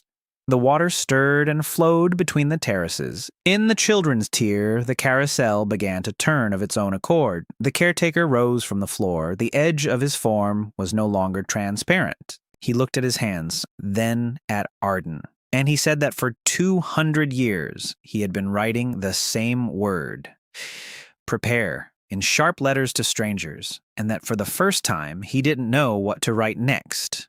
Arden replied with a phrase from Mira. He said that they visit the sick in groups, but they come to those recovering with work. There was enough work down below to last 100 years. Having released everything it had absorbed, the city began to die from emptiness in 3 or 4 days, but the 206 sleepers could not wake up for at least a week, and there was no way to transport them out. R realized that his refuge was the unfinished second arc, completed by the exams, with a streamlined dome and a docking port at its base. The refuge rose onto its supports, traveled 400 kilometers across the map of blind spots under Arden's voice commands, and docked with the port socket, and the power of 2,000 living beings flowed the bottom and brought the ark to life. The final exam was passed, the transfer of ownership began, and the keeper took on solid form. The first sleeper opened his eyes on the 6th morning after docking, and it was Brother Malak. He looked at the gray-haired old man above him and asked why he had aged so much in a single night. Malak laughed and cried at the same time and could not utter a word, so Mira answered for him. She said that the night had been long. Then Brother Malak saw a clay whistle shaped like a bird on his chest and asked whose it was. Malak replied that it belonged to the boy who had promised to return. Kit returned that same day with the first column from above, took the whistle personally, and from that day on led Brother Malak around the city by the hand, showing him everything in turn, just as one shows the world to a newborn. The sleepers awoke throughout the week, one by one and in groups of 3. The hospital wing moved down into the ark in its entirety, and Mira was getting people from 5 different decades back on their feet. The awakening was both difficult and simple at the same time. Their bodies rose quickly because the city had preserved them throughout all those years of sleep. Their minds awakened slowly because each person needed to be told how much time had passed and who had won. Mira devised a procedure for this. Each person who awoke was assigned one resident from above, and one would recount to the other the entire year of trials, from the storm to the docking, and until the story was finished, the awakened person was not allowed out into the city. Thus, 206 stranger stories were woven into a single shared narrative from the very first day. Candidate number 12 turned out to be a female engineer who had been on her way to the city 70 years ago, and her refuge had once stood on the site of the present-day Iron Well. Skarn brought the elders of the well to her, and the elders recognized her from the legends of their grandfathers and bowed, but she waved them off and asked to be shown the pump house. Candidate number 140 recognized his own grandson in one of the elders from the well, and the two sat in silence for a long time, holding hands because no words had yet been invented for such a moment. The three who had awakened found anyone downstairs, and Malik took them into his caravan service, saying that there would be enough relatives by the road for everyone. Meanwhile, the city was coming to life, tier by tier. Water flowed through all the pipes. The terraced gardens had recovered within a week and bloomed out of season, as if making up for lost time. Tobin and his crews were settling into the machine rooms, and every evening he came to the council with eyes ablaze and a new list of wonders. The handover took place on the 9th day, matter-of-factly, without fanfare. Arden stood in the control room that a dying engineer had locked from the inside 200 years ago. The overseer opened the control room door with his key, and the key, like the protocol, came to an end there, remaining as a human being. The control panel asked Arden if he confirmed his acceptance of ownership of the last city. He looked back. Behind him, in the control room, stood everyone. The council, the 5 witnesses, the keeper, Tobin, his hands grimy with grease, straight from the docking node, Brother Maloch, as the eldest of the awakened. Arden turned to the panel and said that he confirmed ownership and was immediately transferring it. He dictated a list of 2,214 names into the panel, including 206 of the awakened and a newborn girl who had come into the world on the night of the docking, and demanded that each be entered as an owner. The panel remained silent for a long time. The overseer later said that it had recounted the protocol 11,000 times because in 200 years it had never encountered an owner who, as their first act, distributed ownership. Then, throughout both cities, from the depths to the dome, light spread, and a single line lit up on all the panels across every level. Owner confirmed. The last city belongs to its inhabitants. People on the streets read the line aloud to one another, and in the squares a celebration began that no one had announced. Thus the exams came to an end, and then came work. And work turned out to be the best part of the story. The two cities grew together over the course of a year. The concrete of the shelter and the mother of pearl of the ark met at the joint, and the seam closed over within a month. Along it, they built the main staircase with 1,000 steps, and the entire city worked on paving the staircase on weekends. They named the city without any fuss, Open Gates, because the steering wheel of the main gate remained wedged shut with a bone wedge. And they decided never to remove the wedge. It was merely polished by thousands of hands because a superstition had taken hold that touching the wedge would bring good luck. Water from the ark's deepest levels rose to the surface, and around the walls made of twice-fired glass, they piled earth made from recycled dust, and in the very first spring, a field turned green along the barren strip. The whole city gathered to welcome the first sprout in the field, and Cyrus wept openly because the last time he'd seen a sprout was as a boy before the end of the old world. Word of the city with its open gates spread across the wastelands faster than cars. Cyrus led long-range reconnaissance missions and returned with people. Lone travelers and families arrived, and entire settlements were uprooted from their desolate locations. By the end of the second year, the population had surpassed 5,000, and the panel recognized them all as owners by birth. Skarn rebuilt the Iron Well as a northern outpost, and the 11 elders who hadn't left back then greeted the builders at their graves alive and grumbling. Chishkaro and Skarn assigned them the best rooms near the square. Vex commanded the guards, and the guards were bored because there was no one left to fight, so Vex retrained half of them as rescuers, and his units pulled people from landslides and rescued caravans from storms throughout the region. Tobin launched the production of windmills and pumps in the Ark's workshops, and Malik's caravans delivered them to distant outposts for free, with one condition: that the doors remain open. This condition was enforced, and on 2 occasions the equipment was taken back from those who had locked their doors. Stories of these 2 incidents spread along all the trade routes as a terrifying. Mira opened a medical school in the White Tower, and the first graduating class consisted of 23 doctors. Kit was not among them because he had chosen a different path. He studied calculations under Arden, and at 16, designed his first well. By 25, he was already overseeing all construction in the north, and wore a clay whistle on a string for the rest of his life, and his children carried it after him. The keeper remained the keeper, but now he watched over someone else. He maintained the archives in the communications tower. He recorded the names of everyone who entered the gates and said that for 200 years he had counted candidates, but now he counted residents, and that he liked this second kind of arithmetic better. In the evenings, he read aloud to the children from the kilometer-long library, and the children called him Grandpa the Keykeeper, and he answered them.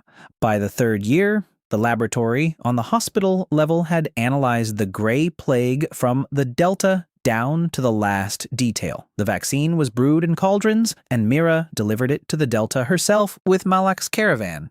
On the ruins of his first refuge, they erected a white stone bearing 400 names, and Malak stood by the stone with his brother and said that his test was finally over. A tradition began with that stone, and later such stones were erected at all the abandoned stations in the region, with a well-maintained road leading to each one. Disasters did not return to the world. The weather became simply weather. Storms came and went, and the city weathered them with bored guards on duty because the dome held everything in place, and they had forgotten how to be afraid. Only once, in the 5th year, did the sentries sound the alarm upon seeing a dusty tornado of perfectly uniform shape on the horizon, and the entire city poured out onto the walls and remained silent until the tornado dissipated on its own. Then they laughed for a week because the tornado turned out to be just a tornado. Arden never took over either the palace or the tower. He lived in a room on the 4th level of the old shelter, the very one where, back when there used to be 2-tiered niches, and every morning he would walk around the city with a piece of charcoal and a notebook. He was seen on farms, in elevator shafts, and in the distant fields, and everywhere he did the same thing. He would touch the concrete with his palm and listen. The young builders of Kita adopted the gesture without understanding it, and the gesture outlived them all. One day, in the 10th year, Mira found him at sunset by the main gate. He stood watching as yet another caravan of ragged people from the east entered through the gates, and as the guards first brought them water and then showed them where the dining hall was. Mira stood beside him and asked if he had already counted his number for the day. Arden replied that he had lost count at 6,000 and that for the first time in both his lives, he enjoyed losing. He lived a long time after that. He lived to see the field stretch to the horizon and a generation born in the open gates that had never seen dead glass. He died of old age in his room on the 4th tier, in his sleep, on the night of the spring festival, and the city learned of it in the morning when the panels on all the tiers dimmed the lights on their own for a single day. The entire city mourned him, and caravans traveled for a week from all corners of the region to attend the funeral. He was laid to rest, not in the White City, but up above, in the old first cube, 3 by 4 meters, which had stood untouched in the heart of the lower tiers like a relic. Inside, they left his notebook, a piece of charcoal, and the tin canister of the first filter that Tobin had kept all those years. On the concrete wall of the cube, above the spot where he had once regained consciousness, they carved neither his name nor his title. In accordance with his will, they carved the 3 words he had dictated to Kit a year before his death: "Keep the door open." And they kept it open. 100 years later, when the open gate had become the capital of the Green Plain and the old glass was remembered only through museum plaques, anyone who laid down their weapons at the threshold could still enter the city. The steering wheel of the main gate was still held in place by a bone wedge polished by palms to an amber sheen, and every new resident came to touch it on their first day. In the archive tower, a very old keeper still carried out his second arithmetic, and at the end of each year, he displayed a single number in the main square.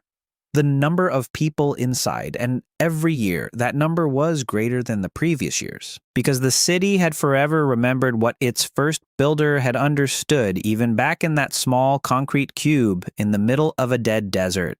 Walls are not meant to separate the living from the living. Walls are meant to give the door something to hold on to. All 206 sleepers awoke and, through appointed storytellers, wove themselves into the city's shared history, while Arden, upon taking possession, immediately registered all 2,214 residents, including the newborn, as zoners. The cities merged into the open gates, with the steering wheel wedged in place forever. And over the years, fields, outposts, schools, a rescue service, and a vaccine that eradicated the Gray Plague sprang up, while memorial stones were erected at the abandoned stations. Every hero received the conclusion to their lineage from Kit the Builder to the Keeper Archivist, and the disasters ended, along with the exam. Arden lived his life as a simple builder, died in his sleep, and was buried in the first concrete cube. The city continues to honor his three-word will, keep the door open, even 100 years later.